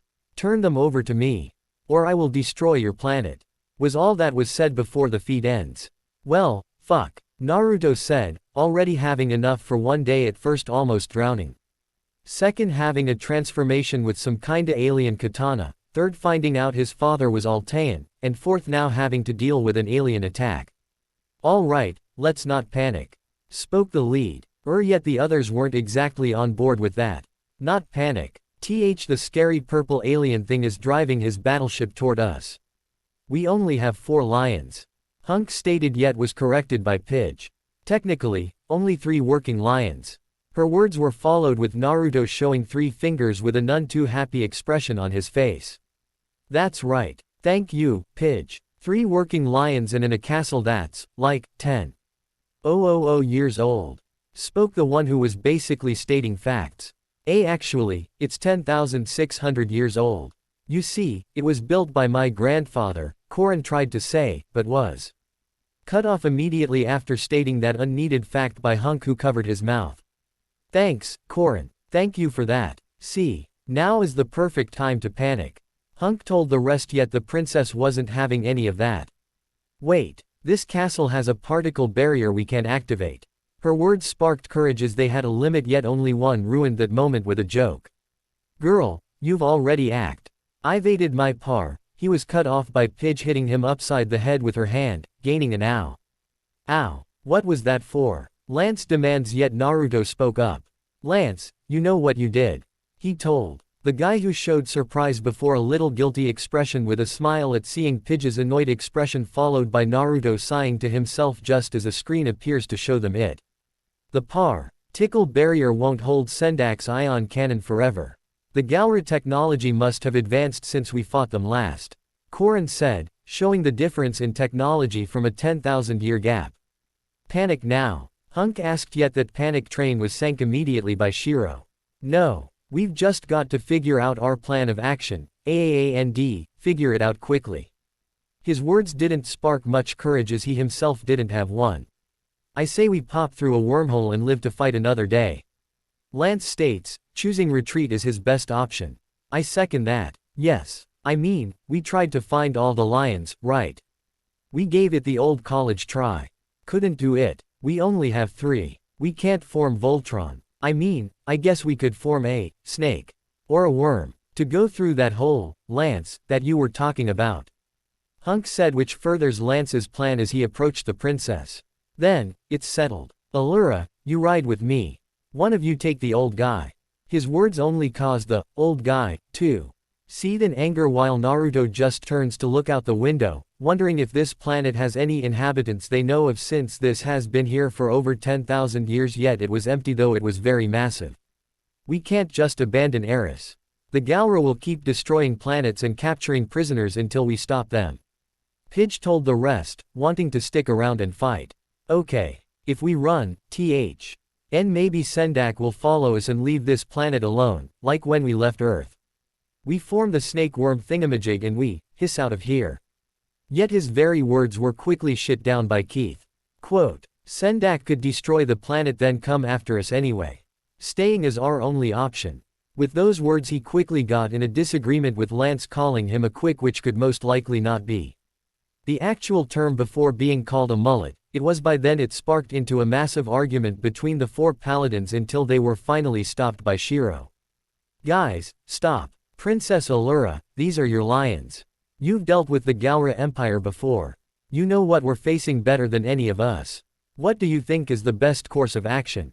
Hearing that, she showed a very unsure expression on her face as she herself didn't know what to do. I don't know. Her words didn't fall straight down the moment she said it. Before they could actually have an impact, it was then that Naruto spoke up. Can't we just split up? One team distracts Sendak while the other goes inside the ship to get the red lion. The moment Naruto said that, he received a lot of surprised looks from everyone, including Keith. What? Is it that bad? He asked, wondering if his idea was trash, yet Shiro shakes his head. Actually, it's the best plan we have at the moment. The Galra Empire knows about the blue and yellow lion. But they don't know we have the green lion, too. Hunk, Lance, you'll act as a decoy by pretending to give yourselves up. While Sendak is distracted, Keith, Pidge, Naruto, and Di will sneak onto the ship in the green lion. Keith and I will find the red lion while Pidge and Naruto guard our exit. Hunk, Lance, find some way to take down that ion cannon. With the plan set, Hey all look at Allura, who looked very unsure of this plan. She tried to say but didn't know what as she couldn't even come up with a plan just before Korin spoke up. Perhaps your father can help. Hearing that, Allura showed surprise and just like that the two left to go somewhere, only to return with herself wearing a space suit. You 5 paladins were brought here for a reason. The volume. Tron Lions are meant to be piloted by you and you alone. We must fight and keep fighting until we defeat Zarkon. It is our destiny. Voltron is the universe's only hope. We are the universe's only hope. Her words gained agreement from the others despite a couple not wanting to be here. We're with you, princess. With that said, they moved to a new area of the ship. Couple of minutes later in the Paladin Armory. When they entered the lights had turned on to show 5 pods holding armor of different color. Your suits of armor. Allure told them all much to their happiness at seeing how they look. Cool. Outstanding. Nice. Oh, neat. Hunk was the only one doubting he will fit. Princess, are you sure about this? They aren't exactly the best and brightest the universe has to offer. Korin asked Allura who shakes her head. No, but they're all we've got. She told the fellow Altean before she looks at Naruto who was watching them examine their armor before she spoke. Naruto, could you come here? Hearing that, he just did as told right at the same time she pressed a button, causing another pod to come down form the ceiling from the control panel. This was a prototype that was used for the creation of the Paladin armors. It may not be as high-tech as the others such as not having the jetpack function or gauntlet-mounted energy shield, but it does have other functions such as being heavily protected against radiation, extreme temperatures, and impact forces. After saying that, the pod opens up to reveal like the other armors, one that matches it by shape yet unlike them. Its primarily color was a light gray full-body undersuit, and is topped by stiffer segments of pitch black armor. Accented in place was a gray color unlike the others that had a respective color. Boys, it's time to suit up. Shiro told the group which they do just as that though the moment Naruto put his on, the gray accented color turns dark orange much to his surprise. Oh, so orange is your favorite color. Allure said, surprising Naruto who looks back at it. It was designed to change to the color the wearer likes the most, not only that but this one was specifically designed for more of Teal'c missions yet had to be scraped for more combat ready yet even so it still has the same protections as the other Paladin armors. Korin explained to Naruto whose katana was held on a weapon's hole.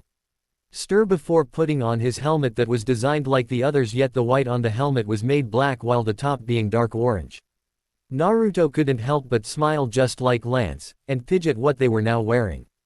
Seeing this, Allura places a hand on the computer console, causing the screen to disappear to reveal 4 weapons with distinctive colors on them. The Bayard is the traditional weapon of the Paladins of Voltron. It takes a distinct shape for each Paladin. She explained to the group which Lance, Keith, Hunk, and Pidge take one yet unlike the others that activated. Pidge's was a small grappling hook with a knife head. Gaining kicking from Lance who approached her. Ah, you got a cute little Bayard. Lance said, earning a strike from Pidge which resulted in the layer getting electrocuted as he screamed, falling to the ground with smoke. Yeah, it is pretty cute. She said, finding the weapon to be nice while Naruto tried not to laugh at the fact Lance just got electrocuted. Shiro, I'm afraid your Bayard was lost with its paladin. The news only caused him to show a sad smile at hearing that but even so responded with a smile. I guess I'll just have to make do. He told her just before they all made their way to the bridge of the Castle of Lions where Allura explained the plan. You'll need to retrieve the Red Lion from Sendak's ship. She told the 6 with the Screejabshomh the massive ship. That's a pretty big ship. How are we gonna know where the Red Lion is? Keith asked the princess just before Pidge spoke up. Oh, it's not a matter of we. It's a matter of you. Her words were followed by Hunk that filled him in on what the plan is. Pidge is right. Once we get you in, you'll be able to feel its presence and track it down. Hunk told his teammate just as Lance agreed but as they talked, Naruto just looked down at his sheathed sword as he get anxiety at the fact he's actually going to invade an alien ship. That look didn't go unnoticed by Shiro who suddenly placed a hand on his shoulder, causing him to turn to look at him. You don't have to go if you don't want to, we can. Shiro was silenced by Naruto shaking his head before he answers. If you guys are going then so am I, after all I want to help since well, it involves me too, with me being half Altean and all. His words only caused Keith to stare at him with an annoyance while Allura showed worry since she didn't want to see Naruto get hurt as he was proof that the Altean race survived, more so the fact he is basically one of the only family she has left of her race. In the end she spoke with determination in her tone. Keith, remember, the Red Lion is extremely temperamental. You'll have to earn its respect. She told Keith, who nods just as Shiro spoke again. All right, I'll go over our plan of attack again. And with that said, the plan was a go. 30 minutes later, within the Galra ship after entering, Pidge docks the Green Lion underneath the warship before it could then proceed to cut a hole into the warship's hull where they proceed to have sneaked inside. Pidge, what's your ETA? We're in, she responded to Lance, all the while Naruto still felt anxiety, yet he didn't let that stop him as they stood in some kinda energy room, yet they still moved deeper into the ship to the point they arrived on empty halls. They were walking rough. Keith leading the way, then Shiro, then Naruto. Then Pidge, who was crouching against the wall's corner. The moment Shiro turned around he seemed to have had some kind of vision that alerts them from the sounds he made. I've been here before. After I was taken by the Galra cruiser off Kerberos, they brought us here. The moment he said that, they were all surprised, yet Pidge was the first to know exactly what needed to be checked. So, that means your other crew members, they might be held captive here. We've got to rescue them. She told Shiro, who was in disagreement. Pidge, we don't have time. We have to get the Red Lion and get back to Eris. He told her, yet she was in complete disagreement. But we can't just leave prisoners here. She told the leader, who turns to face her completely with a concerned look. Look, no one understands that more than me, but, in war, we have to make hard choices. Now, let's get moving. The moment he said that, she shows anger. No, she shouts, causing Hem to just stare at her with Naruto looking sad. You see, I can't go because Commander Holt is my father. He and my brother were the ones on the Kerberos mission with you. When she said that, Shiro went completely wide-eyed. Commander Holt is your father? He asked her, disbelief in his tone at finding this out. Yes, I've been searching everywhere for him and my brother. And I'm not going to give up looking when I'm this close. I won't, she said, turning around just as Shiro spoke up. I'm coming with you. The moment those words were said, Naruto, who was about to offer to go with Pidge, and Keith, who needed help finding the Red Lion, both simultaneously said, What? I remember where the prisoners are held. Keith, Naruto, you two go find the Red Lion. Hearing that, Keith immediately showed disagreement. With him, Shiro, he was cut off by their leader. Minor change of plans. You two will be fine. Just remember, teamwork. Whatever is going on between you two, pick it up later. He stops the moment they all heard doors opening and turn in the same direction as the door down the hall was. Run. With that order, Naruto dashed off in the opposite direction while Shiro and Pidge the other. Leaving Keith, who looks down in annoyance before he closes his eyes with anger appearing in his face before opening them again with determination, knowing the mission is more important. Right, not and followed after Naruto just before he was seen.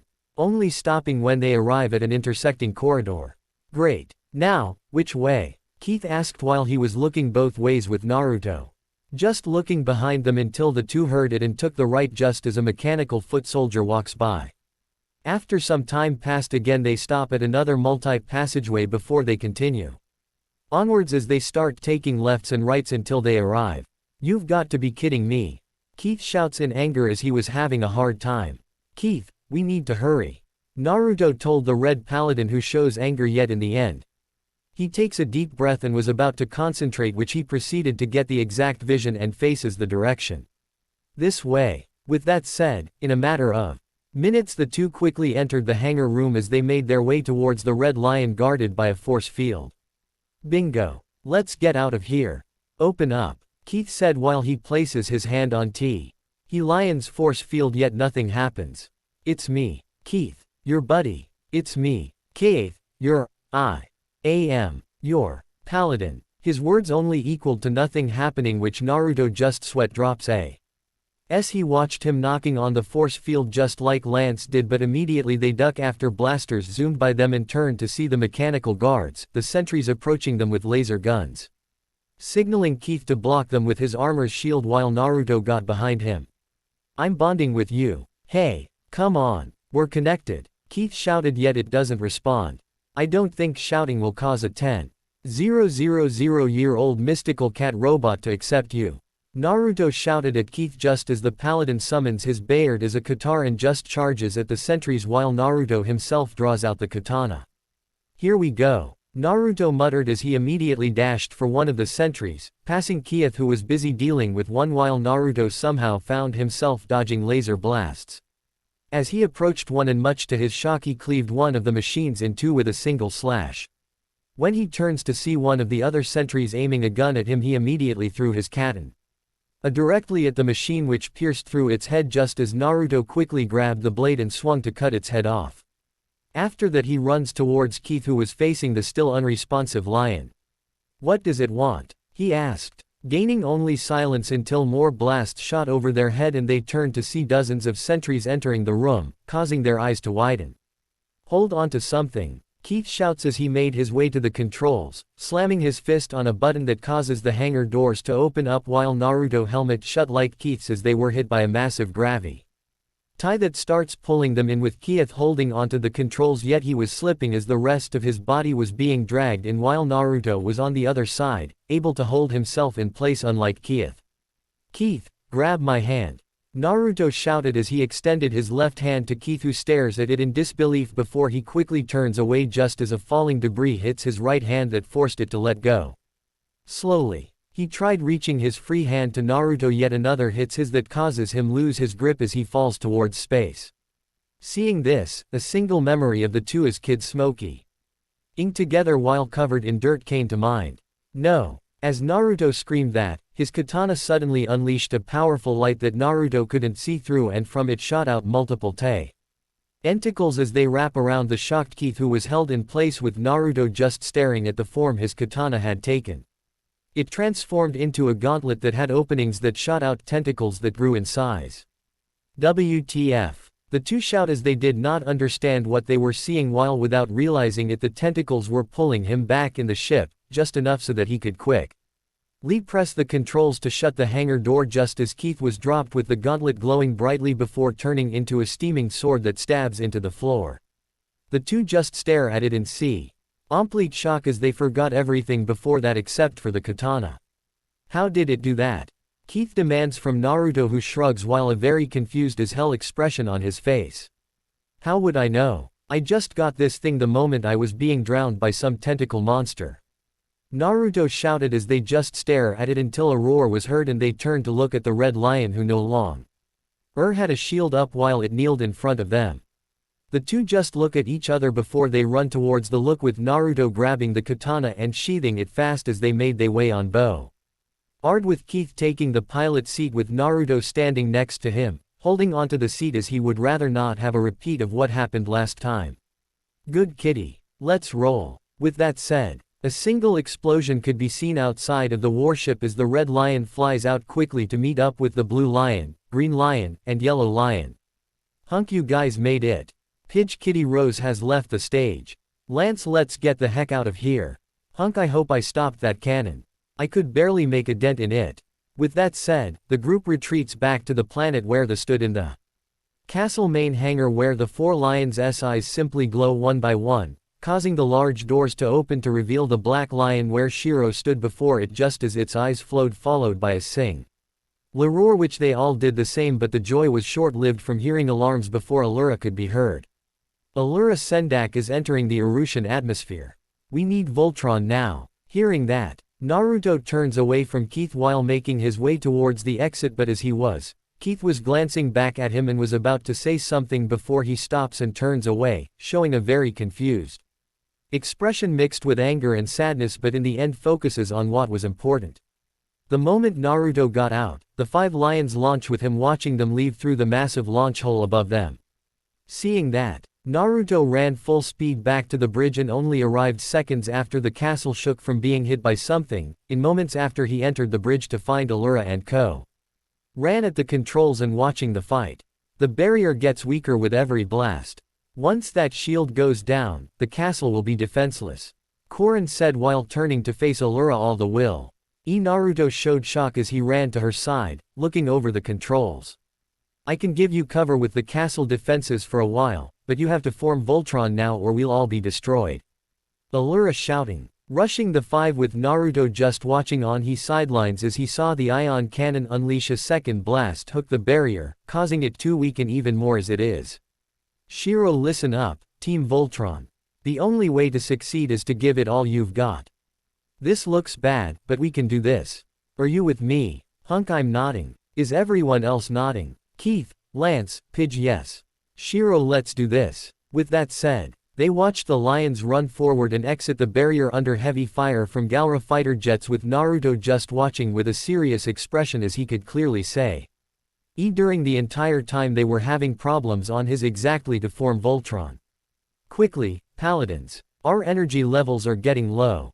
Allura rushed them as she stumbled a little before regaining her balance. Shiro, maybe if we fly in formation, we'll just combine. Take off on my cue. 1, 2, 3, Voltron. With those words they witnessed the five jump off the cliff as they all flew high in formations, but as they did so they were stopped by being hit by the sudden tractor beam of the warship just before it fires another ion cannon that completely knocks out their shields. Shiro, oh, no. Hunk, I don't care what you say. Shiro, I'm panicking now. Starts to scream. Pidge, it can't end here. Lance, this is it. Keith, it's been an honor flying with you boys. Hunk, oh, no. Will you guys just shut up? Naruto screamed as they all stopped panicking, causing Allura and Korin to turn to face the serious Naruto, who was gripping the hilt of his katana, but as he did so he felt something come over him. As if he was speaking but with someone else as well. You need to become one. Not just by combining the lions but by becoming one. This isn't about me, you, or any of us here but the universe itself. You are everyone's last hope, so don't ever give up. Naruto shouts at the five, who were very much surprised, but more so Lance, Hunk, and Pidge, as during the time they've spent with him. After the incident he's never acted out like this. Yet even so, for some odd reason it was as if he had lit a flame inside the five of them. All five, yeah. With those words shouted in response. The lions break free as they form Voltron, combining all five to create the universal savior. Just as the ion cannon unleashed another blast at the castle of lions, the destruction was diverted with a single punch to the cannon, which the blast exploded from a distance away. Watching this scene were the three, and Naruto couldn't help but smile from what he saw on the smoke. That being a giant mechanical robot. Keith, I can't believe it. Pidge, we formed Voltron. Hunk, I'm a leg. Lance, how are we doing this? Shiro, seems that thanks to Naruto we were able to snap out of it. I don't know how, but it's thanks to him. Hearing that, Naruto couldn't help but scratch the back of his head sheepishly, yet didn't know what came over him. But in the end they watched Al Voltron tips off the Kano N before unleashing a single beam that ripped through its ship, repeating the process before they finally ram into it, ripping through it to cause it to explode. 10 minutes later, back at the Castle of Lions, Naruto, Allura, and Korin meet the exhausted paladins out in the courtyard where they had sat and stood. Good work, paladins, the princess said, congratulating the five. Thanks, pretty lady, Lance told Allura with a smile on his face filled with confidence. We did it, Shiro told the five of them with a smile. Heck yeah, we did, Keith said in agreement while taking off his helmet like the others. I was just, like, screaming the whole time, Hunk said, causing Shiro to turn his attention to Naruto. If it weren't for you snapping us out of it, who knows what would have happened. Shiro told Naruto, who was surprised but looks away in a little embarrassment at being congratulated just before he found Lance wrapping an arm around his neck. Man, who knew you had it in you? Haven't heard you make an outburst like that in a long time. Lance told Naruto with Hunk nodding. Yeah, you always had that effect to motivate us back when we all started the garrison. Though now that I think about it, back then you earned the nickname, Loudmouth Baka. When Naruto heard that, he starts sweating with his mouth being forced while his eyes twitched. Yeah, thanks for reminding me, vomit guy. Hearing that, Hunk shows some shock and annoyance when he heard that. Oh, why you gotta be like that, you know, just like everyone else I had problems with my motion sickness back then. Who? NK said, yet Lance just stares at him with a raised eyebrow, thinking about his pants that got vomited on. But all the jokes ended up being put to the side when Pidge looked dejected from not finding either missing family member. Yet Ichidoro places a hand on her shoulder. We're not going to stop searching until we find your brother and father. Wherever they are, I know they'd be proud of you. His words only caused her to smile in happiness before she turns to Naruto, who gives a nod in agreement just before Allura spoke up. We won the battle, but the war has only just begun. I'm afraid Zarkon will not stop until he gets these lions. She told them all, giving the major bad news of the hunt. Good thing you paladins know what you're doing, because you're going to have to form Voltron again and again. Hearing that, it only sparked a single word that could describe what they were feeling, well, 2 words to be exact. Totally. Wait, what? Hunk said, not liking what he's hearing. We barely survived forming Voltron this one time. Do I really have to keep hearing Naruto give speeches? His words earned a narrowed eye look from Naruto, who showed annoyance at the insult. You guys do know you only had to fight one ship. Wait until you have to fight a whole fleet of them. It's not going to be easy being the defenders of the universe. When he said that, they all showed surprise. Defenders of the universe, huh? That's got a nice ring to it. Shiro said while they all looked back at their lions. Currently laying in bed within his room was Naruto, who was just staring at his katana's blade. Still wondering just how it got in his hands while he drowned, yet as he continued to stare at the blade he noticed something in the reflection that he hadn't noticed a moment ago. Slowly he leaned a little closer. Am I seeing? He was cut off after hearing the sudden alarms that had begun to blare as he quickly sheathes the sword and rolls out of bed quickly while placing his sheathed weap on a lock that was added to his pants to hold it in place. It was also shown as he was getting up. He wore his civilian clothes minus the jacket and runs out just as Keith slams into him, knocking the two into the floor. Yet Keith immediately gets up, yet instead up running towards the bridge he turns towards Naruto with anger. Will you watch where you're going? He shouted before turning away to hurry, while Naruto just sat there before looking down sadly, yet, in the end, got back up and hurried towards the bridge. During the entire time they heard a voice. Allura, everybody up. Zarkon's attacking. The castle's about to be destroyed. Go, go, go. We need Voltron now. Hearing her voice, the two knew she was on the bridge. Allura, hurry. We can't survive much longer. Korin, oh, no. Allura is dead. Ah, it's horrible. Her head fell off. Wait, what? Her severed head is trying to speak to me. What is it, Allura's head? What are your final words? As he spoke, Naruto, Keith, Shiro, Hunk, and Pidge has entered the room to find a crying Korin on the floor. Korin, she said to the tearful man who was gently holding the communicator, which weirded a couple of them out. Oh, yes, princess, I'm listening, he said, not realizing everyone was just staring at him, as his awkward acting. It's over, she told the Altean, who immediately threw his arms up in the air just as the alarm stopped. Oh, I know. If only Voltron had been formed, he said with great sadness that caused Naruto to start sweat dropping as he spoke. I can say this, he isn't Leonardo DiCaprio, that's for sure. Naruto muttered at the Altean's horrible acting. I guess this isn't an actual attack, Shiro said, a little relieved it wasn't, while Naruto glances over at Pidge to see she appeared to be the only one among them that didn't get enough sleep. And it's a good thing it wasn't, because it took you, Korin, she asked the fellow Altean who spoke after taking out some device. 75 degrees. Oh, sorry. No, this is a meat thermometer. When he said that, Naruto went wide-eyed due to the fact he didn't even understand how they knew what a meat thermometer was, adding to the list of many questions that he will most likely never ask. However long it was too long. You must always be ready to do battle with Zarkon. Look at you. Only Shiro is in uniform. Keith, Pidge, Hunk, where are your Bayards? And where is Lance? She asked, skipping over Naruto as he had his sword but he did not have his uniform. It was then that Lance enters the bridge, yawning and looking well rested while wearing blue lion slippers. Good morning, everybody. What's going on? Lance asked, not giving a crap if they were under attack or not. Korin and I have been up for hours getting the castle back in order. We had to run a test on the alarms, and we decided to test you as well. Guess which one failed? Her words signaled Hunk to speak up.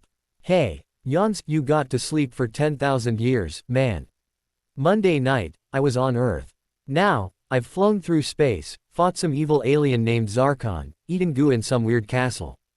That's a lot to process in. I don't know. What day is today? Hunk asked anyone for an answer, which Korin spoke up immediately. It's the third quintant of the Spekulian movement. Hump day. He told them all with a smile on his face. It's a lot to process. Hunk said, not bothering to reply to all of that. You must understand the stakes of our mission. She told them all before bringing up a map of the universe from the castle ship's computer and displays the amount of distress beacons. Seeing this, Naruto's eyes widen in disbelief as he looks around. For some reason, unlike everyone else, Naruto felt more affected by seeing such a scene. Over the last 10,000 years, the castle picked up distress beacons from the following locations. So, we have to assume that Zarkon has conquered almost the entire known universe. While she said that, the NCESS moves the map to the Milky Way, where it appears barely out of Zarkon's reach. Earth is here. An attack on your planet is inevitable. The moment she said that, a flash of himself sitting on his mother's lap as she played the piano popped into his mind and showed a serious expression, with Hunk being the only one to speak. Oh no. His words gained agreement from the princess. Exactly. Our mission is to free all those planets. Korin and I are getting the castle ready to leave Eris. During that time, you have to learn to form Voltron, so we can begin fighting Zarkon. She told the group, who understood the situation. The princess is right. Let's get to our lions and start training. Shiro told the paladins, which gained disagreement from Pidge. Wait, but I want to talk to the prisoners we rescued from the Galra ship. Her resistance was stopped by Naruto placing a hand on her shoulder. Relax, they're not going anywhere. He told the girl, who looks down just as Korin spoke while rubbing his mustache. He's right, number 6. I have you ranked by height, though still thinking since Voltron is basically a 5-member team, so, anyways, the prisoners need to remain in the cryo-replenishers until tomorrow. He told her just as Allura spoke up. That's right. Now, get to your lions. With that said, they all quickly moved to each of their designated elevators, yet took a total of 15 minutes for them to fully arrive outside after Hunk had trouble getting to his lion. Lance, should someone go in after him? His question was silenced as Hunk arrived from the castle in a hurry. Hunk, hey, sorry, everybody. Seriously, though, can't they park these things, like, a little closer to the bridge? Shiro, all right, guys.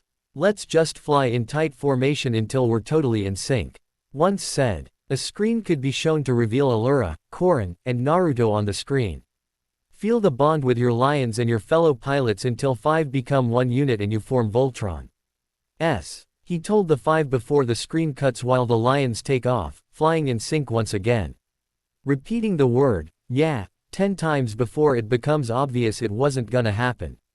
Heck, they then start doing building blocks to help form Voltron. Buit, the yellow lion, was on top. Shiro, Hunk, what are you doing? Hunk, what do you mean? Shiro, you're supposed to be the leg, over there. Hunk, what? No. I'm pretty sure that when we did it last time, I was the head.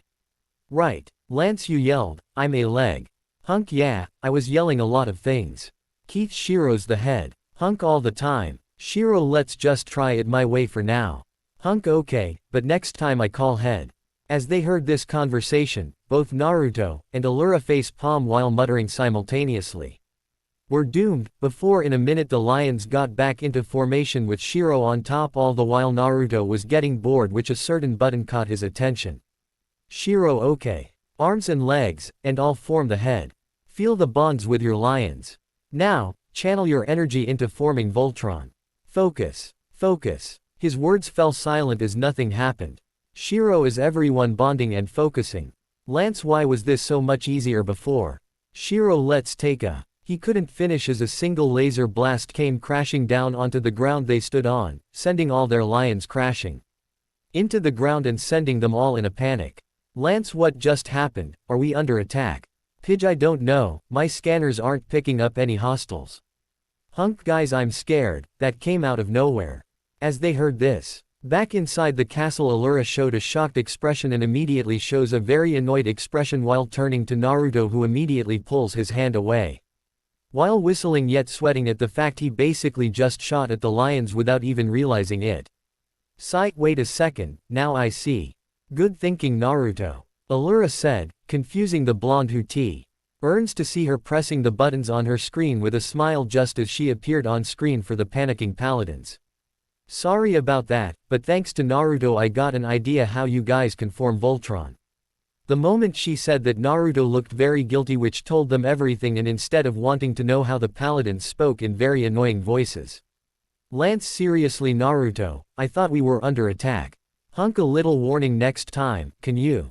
I was starting to panic, I thought we were being attacked by an invincible enemy. Pidge, you just pressed a random button, didn't you? Hearing that, Naruto starts to sweat more as he scratched the back of his head sheepishly while on screen he could see the annoyed expressions on their faces. Anyways, as I was saying, Naruto gave me an idea. Yesterday, you weren't able to form Voltron until you were in the heat of battle. When she said that, immediately all five began to sweat drop as they understood where she was going. This due to getting a small taste of what she meant. I need to run a diagnostic test on all of the castle's defenses as well as inspire you. I believe in you, paladins. Let fear be your guide. Form Voltron, Allura shouted. Just before the feed cuts he could clearly see they were all glaring at him except for Shiro, who found this as a way to help before the castle of lions began unleashing a barrage of fire blasts from its particle barrier, directly for the lions. All except Shiro Okwisnak. Was all they said before being hit by a bombardment of laser blasts, resulting in the lions fleeing and the paladins screaming. Watching this entire scene was a horrified Naruto, who knew they're gonna have his head after this, and just watched the scene disappear while the princess presses a button on the castle ship's computer screen and walks away towards Naruto as they heard. Auto lock on engaged. Now let's scan your weapon. Allura told Naruto, and in a matter of minutes he had his Uchiha Fed katana floating in some kind of containment pod in the control room, with Korin typing on the computer console to see what is up with his katana just like Allura, while Naruto watches from behind the princess. Just a few moments later he saw Korin show clear shock. I don't believe it. When Naruto heard that, he turns to Korin. What? Did you find something out about this sword? Naruto asked. The man, just as Allura spoke up with equal shock. The blade, it's made of the same material Voltron was forged from. When Naruto heard that, his eyes widen all the way as he looks out the window where he saw the Voltron lions flying through the air to avoid laser blasts before turning back to see Korin speak. Yet, these readings. As she said it, Naruto could clearly see a diagram of the sword showing the blade, yet the crimson color. When it was given a closer look it displayed something entirely different. Voltron yet could not explain what exactly. I've never seen anything like it before. The quintessence from within the blade is not like anything else. Due to the energy it's giving off, I'm unable to get an exact reading on what it is compared to Voltron's quintessence. Hearing that, Naruto just turns back to the blade. So right now, you guys can't tell if it's dangerous or not? He asked, gaining a shake of the head by Korin. As of right now I think it would be best to keep the weapon safely kept in here until we can understand what it is. Hearing that, Naruto just shakes his head in disagreement. When I was drowning, that blade somehow got into my hands, it's avenued my life, while revealing him half Altean. Not only that, but during the Red Lion retrieval, Keith was about to fly into space and the weapon responded to my will. It took an entirely different shape to bring Keith back into the ship. As far as I've seen, it's been helping me as well as responding to my will. It could very well end up being a big help against Zarkon and the Galra Empire, so for now can I hold on to the sword until we learn more about what it is and what it can do. Hearing that, the two turned to look at each other with a look that read that they weren't sure, but when she looked back at Naruto, she saw the same look she once had, one that wanted to do something when you could do nothing. Okay, for now you can hold on to the sword, but the moment it's shown as a threat we need to immediately lock it away and further try to analyze it. Hearing that, he nods in understanding just as Allura goes to unlock it. The moment it opens up, the blonde reaches for it, grabbing it by the hilt and proceeds to sheathe the blade. 30 minutes later, outside the castle's lounge. Are we at full power on condenser number 5 yet? Allura asked Korin while walking with him and Naruto. No, still just 84%. He told her just as they enter the lounge, which immediately Allura smiles with happiness at seeing the paladins laying in exhaustion on the couches with Shiro not there. You did it. You formed Voltron. The princess said, yet her happiness was short-lived. No. The shooting stopped and the particle barrier shut down, so we just flew in. That only caused her to show great annoyance. What? As she said it, Korin finally spoke up after realizing something. Oh, right. Sorry, princess. I had to turn off the castle defenses to test the fire suppressors. She told while Naruto was avoiding the irritating glares from the 4 paladins since he got them into that situation, but that ends the moment Shiro enters the room. What are you guys doing in here? We're not taking a break. He told the members of Voltron, which gained agreement from Allura. Shiro's right. You should be training, she said, yet Hunk disagrees to hearing that after the torture training they went through as if it were WW3. We've been training. When are we going back to Earth? Hunk said and asked, yet Pidge disagrees. I'm not going back until I find my family. She told the rest before Shiro finally spoke up again. Guys, there won't be an Earth if we don't figure out how to fight Zarkon. Shiro said, speaking the truth of their major threat that has yet to appear in person. How are we going to fight? We can't even figure out how to form Voltron. Lance admits, finding it pretty hopeless unless they can form it, which Korin spoke up. Well, I'm not surprised. You know, the original paladins fought hundreds of battles together, side by side. They were like a pack of Ylmers linked at the ears. Korin said, which causing Lance to disagree. Wow. Yeah, that's definitely not us.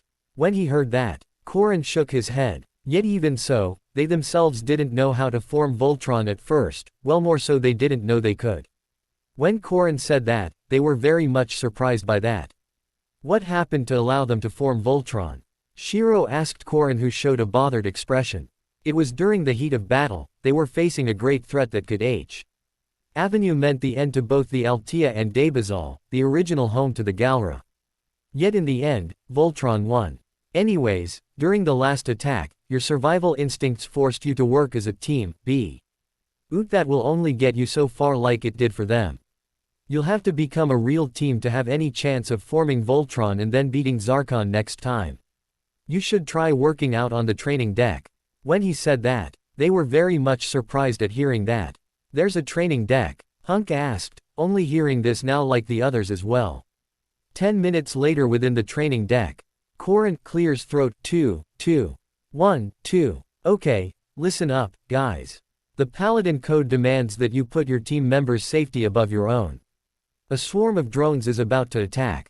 It's up to each of you to do everything you can to protect each other. While this was being said, they were all on the training circle. Only a couple of seconds pass when that was said, and from the walls, open holes where Altean drones appear. Both Keith and Pidge activate their own. Wait. What's going on? Whoa. Hunk had to stop at seeing his own shields appear like Lance and Shiro. Get ready, Shiro said, and the moment the Altean drones fire lasers, Hunk ducks, which the blast hits Pidge's back, dropping her into a hole that opens up underfoot. Seeing this, Naruto facepalms where he stood next to Korin as he knew they lost. Korin, protect your teammate or no one will be there to protect you. Yet after saying that, Hunk was struck and drops into the floor, resulting in Shiro, Keith, and Lance huddling together in a single spot. Korin timed to increase intensity. Immediately after that was said, the drone's fire becomes rapid. You keeping up over there, Keith? Lance asked the Red Paladin while stupidly looking away from the drones. Just concentrate on keeping me safe, Keith told the blue one, who scoffs. Me, I own this drill. You're the one who needs to concentrate. When he said that, Shiro and Keith dodge, unlike Lance, who lifts his foot to avoid being shot, resulting in a laser hitting Keith, causing him to disappear into the floor, leaving the three, which Lance rise to defend the two but is struck himself, leaving only Shiro, who ends up getting knocked out and into a hole. After that, they moved on to the next part, the invisible maze, where Lance stood inside. To form Voltron, you must trust in each other. This ancient paladin maze will teach you that trust. Your teammate can see the walls, but you cannot. So, listen carefully. If you touch the walls, you'll get a slight shock. Crown said while the others were in the same control room as Corin and Keith. Lance, wait. Who's guiding me through? Take 2 steps forward. Keith told his teammate who was not in a good mood. Oh, no, not Keith. Why does he get to be the man on the mic? Can't it be Naruto or Hunk? He asked, wanting one of them to do it. Now, just sit tight. You'll get your turn, Corin said to the paladin just as Keith spoke. Like I said, take 2 steps forward, turn right, and take 3 steps that direction. His words didn't go through well as the entire team watched Lance only turn right and hits a wall. Before they watch him getting shocked, causing Pidge to punch the bridge of her nose. Lance, you did that on purpose. You're not listening, Keith said, not understanding how Lance screwed up a simple direction. Lance, you said, turn right. But, before that, I said, take 2 steps forward. Keith explained again, yet once again Lance ends up going in the wrong direction as he was once again shocked. Lance, we're switching places right now. Back at the bridge. You'll never be able to form Voltron unless each of you has a strong bond with his lion. Spock. Corin, who was standing next to Naruto, who was paying close attention. Lance, no problem. Me and Blue are best buds for life, for real. Perfect. Then you won't have any issues with this exercise. Everyone, put your lions into a nosedive. Once that was said, they did just that with Naruto questionably looking at Corin. This is an expert level drill that you really shouldn't attempt until you've been flying for years, but, we're in a bit of a rush, so here we go. Once that was said, he presses a hologram screen. Activating training helmets. Just after he said that, immediately Naruto began to hear panicking. Hunk, I think I've gone blind. Lance, Corin, what's happening? I can't see. Pidge, Corin, what are we doing exactly? You must learn to see through your lion's eyes. He goal is to pull up right before you crash into the ground. Feel what the lion feels. Hearing that, Naruto just stares at Corin as if he's gone mad, and technically he has if he thinks newbies can achieve this in an instant. Hunk mind feels scared. It was then that Hunk was the first to pull out of the dive right away. Lance, you still going, Keith? Keith, you know it. Lance going. I'm speeding up. Oh crap. Naruto muttered at seeing Lance speed up, which causes Keith to do the same as he too speeds up. End result was the 2 idiots ended up crashing into the ground, having their lions upper half deep in the sand. Keith, ow. Lance. I win. Well, this isn't going well. Corin said with Naruto just staring at him with an expression that read, no shit, before he turns his attention to the others. Pidge, what was that noise? Did they crash? Just after asking that, she immediately panics and pulls out of the dive, but hits a cliff, unlike Shiro who remains in a dive. Seeing this caused Naruto to swallow as he watched with a sigh as the black pulling out of the dive last second and flies through several rocky areas. I think I'm getting this. Shiro said, which caused Corin to smile to at least see one success. Excellent, Shiro. Corin told him before it moved on to another step, that being the training deck they were in again, the paladins sitting in a circle the training deck while they wore special headsets on with Corin speaking through the intercom. Now the most important part of paladin training is being able to meld your minds and focus on one thing, Voltron. Everything else has to fade away. This technique will be essential every time you form Voltron. Corin said while Naruto wasn't too on board with this idea as personal things should stay personal. All the while a screen depicting the thoughts of the paladins appears before each one. Keith's was his desert home, Lance's was his family, Hunk was food, Shiro's was the Kerberos mission launch. And Pidge's was the photograph Hunk found on Earth of Pidge, Katie and her brother, but the image is obscured. So, relax and open your mind. No walls, no secrets between paladins. Come on, everyone, clear everything. Now, focus on forming your lion. Corin spoke calm and gently as the paladins, except Pidge, form their images into their respective lions and move them to form Voltron. Seeing this, Naruto's eyes just narrowed to see she was having a problem. Bring your lions together and form Voltron. Keep your minds open, work together.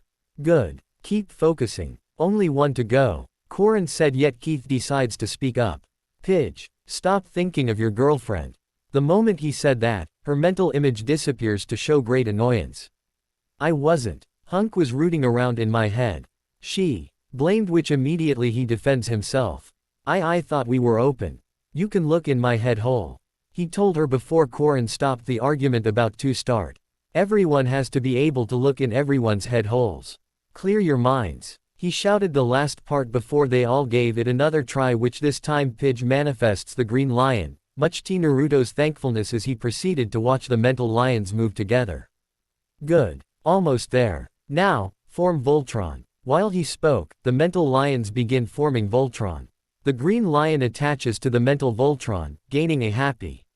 Yes, from Kurama, but sadly that happiness was cut short when the lion becomes the same static-filled image as before. Pidge, Lance said loudly, causing her to snap in frustration and throws the headset off of her, onto the floor. I'm done with this. Look, I don't like everyone grubbing around in my head. She said, not liking this at all. Oh, come on, Pidge, we're starting to get the hang of this. Shiro said, trying to convince her, yet it didn't work.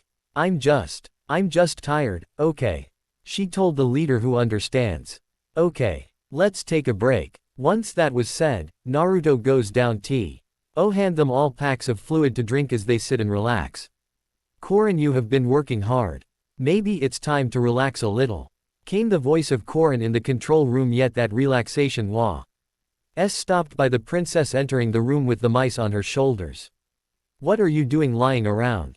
You're supposed to be training. She told the 5 paladins. Kurama, just resting a bit. Why, you can't push too hard. What do you mean, can't push too hard? Get up, you lazy lumps. It's time you faced the gladiator. Her words equal to confusion, yet very unsure of what's about to happen. Can't they have a break? I don't know if you've noticed yet, but you're starting to act like a tyrannical princess. The moment he said that, everyone went wide-eyed, just as Alora's eyes narrowed with a very annoyed expression on her face. What did you just call me? She demanded. Naruto, who just realized he basically fucked up and looks to see the others agreeing as they were all staring at him. Just for that, you're joining them in their training with the gladiator. She told the wide-eyed Naruto, who silently muttered, Quiznak. In the end, minutes later, all the paladins and Naruto's stood in the training deck with their weapons drawn. Kurama, in order to defeat the gladiator, 5 paladins must fight as one. Plus with Naruto there you have 6 fighters. With those words, dropping from the ceiling was the gladiator. A robot wielding a polearm staff. Not wasting a second, it charges for the panicking hunk, who tried shooting at it but failed right before his legs were swept in a moment later. A staff spans in his abdomen, electrocuting the poor guy. Pidge took her chance to charge at the gladiator, yet it quickly reacts by spinning its staff to block her strike before delivering a few strikes of its own, ending it with a forward end thrust that sent rolling at hunk, who she landed on and rolled over. Taking his chance, Lance starts to fire laser blasts, yet it just blocks them with its staff as it approaches him. Can someone help? Lance shouts while the other 3 gather around him, yet Naruto and Shiro back away when it starts going back and forth between Keith and Lance.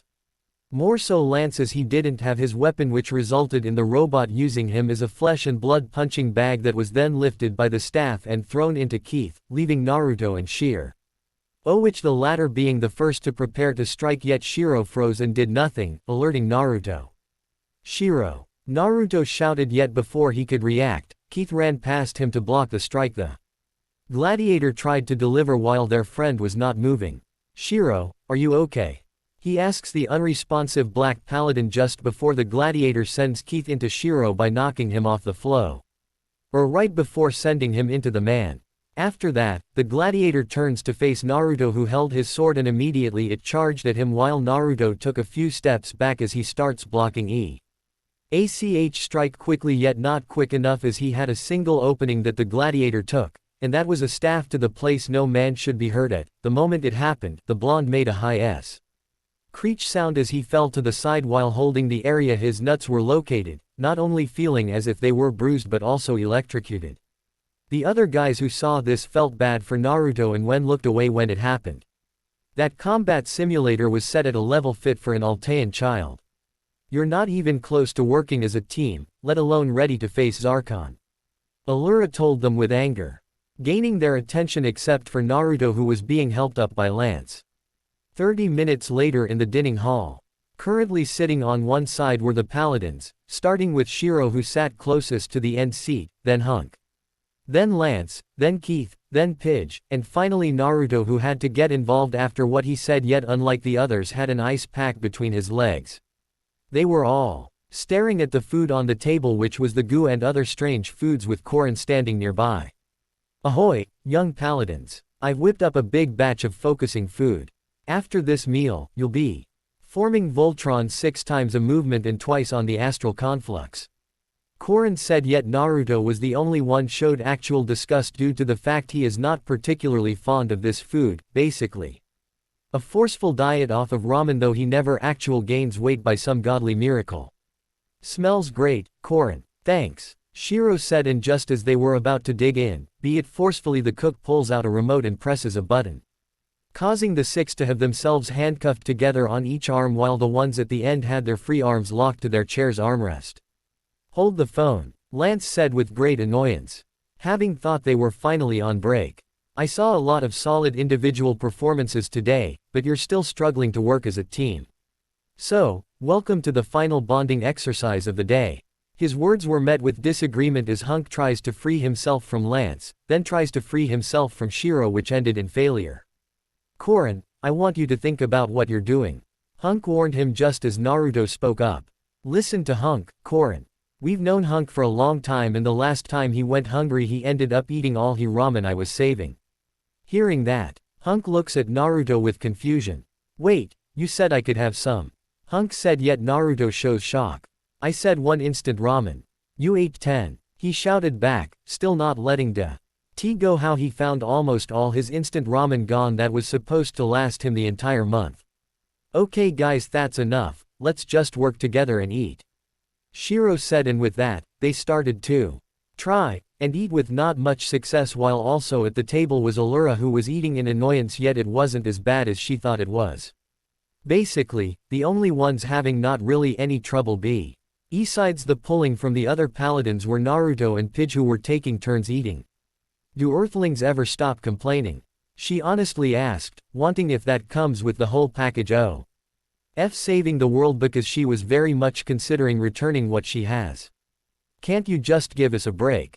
Everyone's been working really hard today. Shiro asked, seeing that the others have about reached their limit. Yeah, we're not some prisoners for you to toy with, like. Keith said while standing up yet couldn't finish the sentence so Lance took over. Like a bunch of toy prisoners. He said, causing Naruto to immediately think about the very old movie he saw when he was a kid, Toy Story. Yes, thank you, Lance. Keith thanked just before Korin spoke up. You do not yell at the princess. He told them all yet this was when Pidge spoke up that ended with Naruto trying hard to laugh. Oh, the princess of what? We're the only ones out here and she's no princess of ours. The moment she finished saying that, she got a part of her head covered in the goo thanks to Allura flinging it at her with her spoon, showing great skill. Go loose, Pidge. With that said, Red Paladin flings a bowl full of goo at Allura yet the skillful Korin blocks all of it with a cloth before he lets loose a huge scoop of goo all over the paladins and Naruto. Oh, it's on now. Hunk said. Having enough with this as he showed a dark smile slammed his face into the goo before lifting his goo-filled mouth to them slam his hands onto his cheeks, sending it at the 2 Alteans she covering them in the food. With that, it turns into all-out war between the 2 sides. In the end all the food was everywhere with them all having had fun and laugh. Enough. Do you see what you're doing? Allura said, stopping them all just as the princess looks up with a smile. You're finally working together as one. She told the paladins who couldn't help but smile. Hey, she's right. Keith's agreement was followed by Lance to agreeing, even stating he doesn't hate Keith, for now. You guys thinking what I'm thinking? Hunk asked the other which gained an arm raised from Shiro. Let's go form Voltron. His words only gained a loud, yeah, before Hunk decided to say he meant dessert but decided to exclude that from what was now planned before they all found themselves on the floor aft. Naruto accidentally slipped on the goo, pulling Pidge down with him then Keith, acting like a domino effect. After that, they watched the paladins outside the castle on their lions. Shiro let's go. 4 other paladins yeah. And with that, the three Alteans just watched as Voltron was formed before them, gaining only smiles. I told you I could get them to do it. They just needed a common enemy. When she said that, Korin decided to speak up. It's true. Like the old proverb says, a man can be driven to do anything, if a beautiful woman is just really, really mean to him. When Korin said that, Allura showed an unamused expression. Exactly, if it weren't for Allura acting like a tyrannical, he immediately shuts up and hides behind Korin while the princess was looking at them with a very annoyed expression which caused Korin to show a weak smile with a fearful Naruto behind him. In the end, they were all in the castle lounge again. Man, that was cool. I'm so charged up, I do. Know if I'm going to be able to sleep tonight. Keith said as they were all in their civilian clothing. Not me. When my head hits the pillow, I'm going to be lights out. Keith said in disagreement. Before Hunk spoke up while hugging the two. I just want you to know that I realized when we were in Voltron, we're brothers, man. You know. Like, we're totally connected. No secrets, no barriers, no nothing. Brothers all the way. I love you guys. Hearing that, Naruto was watching this scene with his smile turning sad. G-forces mess with your head a little bit. Keith asked the big man who honestly answers. Yeah, maybe a little. I don't know. It's been a tough few days. With that said, one by one they all start getting up to head for bed. Seeing Keith take his own way, Naruto quickly followed him out the door that shuts behind him. Hey Keith, can I? As Naruto said that with a smile, he was cut off by Keith. What do you want? When he heard that same tone of annoyance, Naruto street ops with confusion appearing on his face. Is something wrong? Weren't we getting a? He was cut off by Keith speaking yet he didn't even look at him. No. This doesn't change anything at all between us. This training was only about me, Shiro, Lance, Hunk, and Pidge getting along and bonding to form Voltron. It was never about you, not even a little bit. Hearing that, Naruto showed disbelief as he could only look down while Keith starts walking away, but as he did so he spoke. We may have to be teammates, but we will never be friends. As he said that, he didn't even see the look on Keith's face as it showed he himself was showing difficulty as well as mixed emotions. In the end, he left the corridor which Naruto just stood there in disbelief. Hey Keith, I've been wondering, is something going on? For a while now you've been avoiding me or flat out ignoring me. Is something wrong? Leave me alone. What? I said leave me alone right now. I don't understand, why are you suddenly saying this when we've known? Will you shut up already? What did I do? I thought we were friends. As those thoughts traveled through Naruto's mind, Naruto has a disbelief look on his face. That turns to sadness before he felt it. And with that, the sadness slowly shifted towards anger as his blue eyes turned red all the while he was gritting his teeth his anger. That was until he heard a voice. Hey Naruto. Are you okay? The moment he heard that, his eyes widen as they revert back to blue and quickly runs to find Pidge behind him. Oh, hey, Pidge, he said, forcing a weak and sad smile all the while he couldn't even recall what he just did or felt a second ago while Pidge was staring at him in confusion. You were just standing still. Did something happen between you and Keith again? Her words were only confirmed to see him looking away uncomfortably. Oh, sorry. Hearing that, he just shakes his head as the smile became more gentle. Don't apologize, it's not your fault. It's between me and him. Who knows, maybe in the coming weeks he might tell me what he acts like that towards me. Hey. As he said it, she could clearly see he was forcing his expression. Seeing the sadness in his eyes yet the smile itself was getting more real. Isn't he? And he turns around towards the direction of where his room is. Anyways, talk to ya tomorrow, Katie. Just after saying that, his eyes went wide and turns fast to look at the surprised Pidge before he gives a weak laugh while scratching the back of his head. Sorry, I forgot I can't say your real name. Hearing that, she was surprised before she sighs. As always you forget the important stuff, just like back at the garrison when it came to your homework. She stops due to immediately recalling that day where she walked in on Naruto. Are you okay? Was the words that Anta came out of his mouth to see Pidge's face turning redder and redder before she immediately turns away. Anyways, J just make Sue. Ryuji don't say that around the others. Bye. was all she said as she quickly left Naruto by himself, which he just tilts his head in confusion, not recalling what happened between them back on Earth, unlike the Green Paladin. During that entire thing, the four mice were just watching the entire scene and look at each other. Great job training today, guys. We're really getting the hang of Voltron, Shiro told the other four paladins as they entered the dining hall. Seriously, how far do you think my lion kicked that broken alien ship? Must have been like a mile. Lance asked while he stopped next to an annoyed Keith. Yeah, that'll come in handy when the Galra challenges Voltron to a soccer match, he told Lance, who also gets annoyed at his attitude. Hey, I did something cool and you can't handle it. I get it. His words only sparked disagreement with the Red Paladin. Your kick ruined our balance. We fell, he told Blue while walking towards the table. Well, that falling part was Hunk's fault. When Lance said that, Hunk showed clear disagreement, with a single word being uttered before Shiro finally spoke up as he was sitting down. All right, save your energy for fighting Zarkon. With that said, he and the others finally sat down just as Korin enters the room with a plate being covered. Hello, guys. How was the Voltron workout? He asked the paladins, who turned to him. We're getting there. Are the Eye and Allura almost done fixing the castle so we can leave this planet? I feel like we're sitting ducks here on Eris. When he asked that, he got a surprising answer. Sorry, but I haven't checked. Been helping Naruto with his training to help him better understand the weapon he holds. When Korin said that, Keith just doesn't bother to say anything but stare at his helmet. But just between you guys and me, Naruto's been acting a little odd lately. When they heard that, a couple of the paladins were surprised.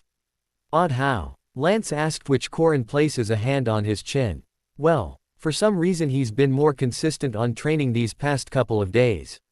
Even when I urge him to take a break, he either flat out refuses or only uses it to use the bathroom and grab a quick snack. But that's not the strangest thing. When he said that, it was then that Keith's attention was drawn just as Korin turns looks to at them all. You see a couple of Dobash's ag. Oh, he just got done training with the old gladiator, yet unlike how he and you all lost a quintense ago, he finally won. Not only that, turns out I accidentally set it one level higher. When he said that, he gained only surprise from the other paladins, with Keith showing shock. Seeing their expressions, the Altean continues with a smile.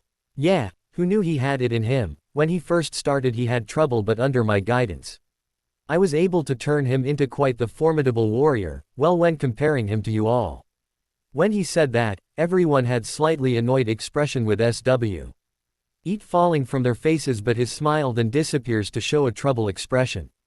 But that's not the strangest part, it was what he did to win and how he reacted.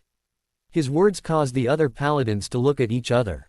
Where Naruto was at that time, currently waiting impatiently, was Pidge, who was tapping a leg on the floor repeatedly as she waited to talk to the prisoners before she was snapped out of it to hear the door opening and looks up to see Naruto entering with helmet in hand. Yeah, no, they're not going anywhere, right? Questioned the smoking blonde, who caused her to look down before at the aliens. These aliens we saved know something about my family. They have too. Hearing that, Naruto just looks up at the sleeping aliens before at Pidge, which he goes to sit next to her. Well, I can't deny that there's a chance, but how are you so sure? He asked the Green Paladin, who turns to him. When they saw Shiro, they recognized him. They called him champion. Yet I don't know what they mean by that. Hearing that, Naruto was a little surprised before he turns to look at the ceiling with a hand in his chin.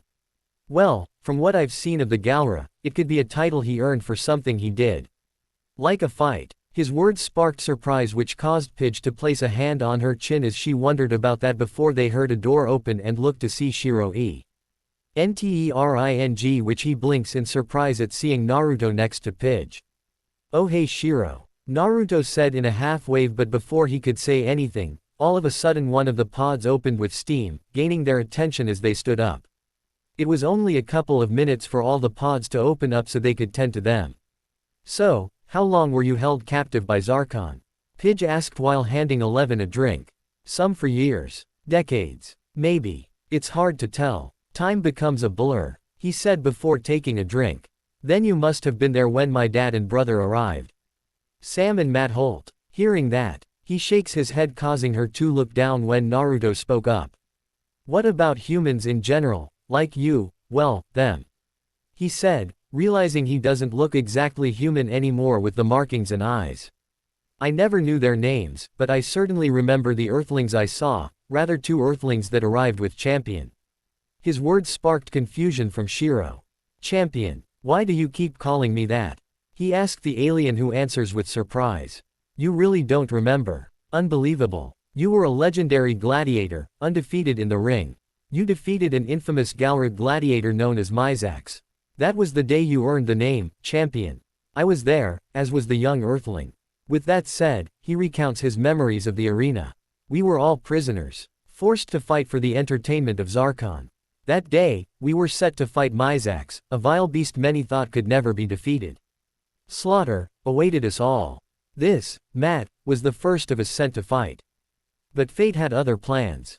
You were so thirsty for blood, you injured your fellow Earthling. When he finished, Naruto and Shiro showed complete shock as almost immediately Pidge showed rage upon her face. You attacked my brother. Why? She demanded, the confused Black Paladin. No. It can't be true.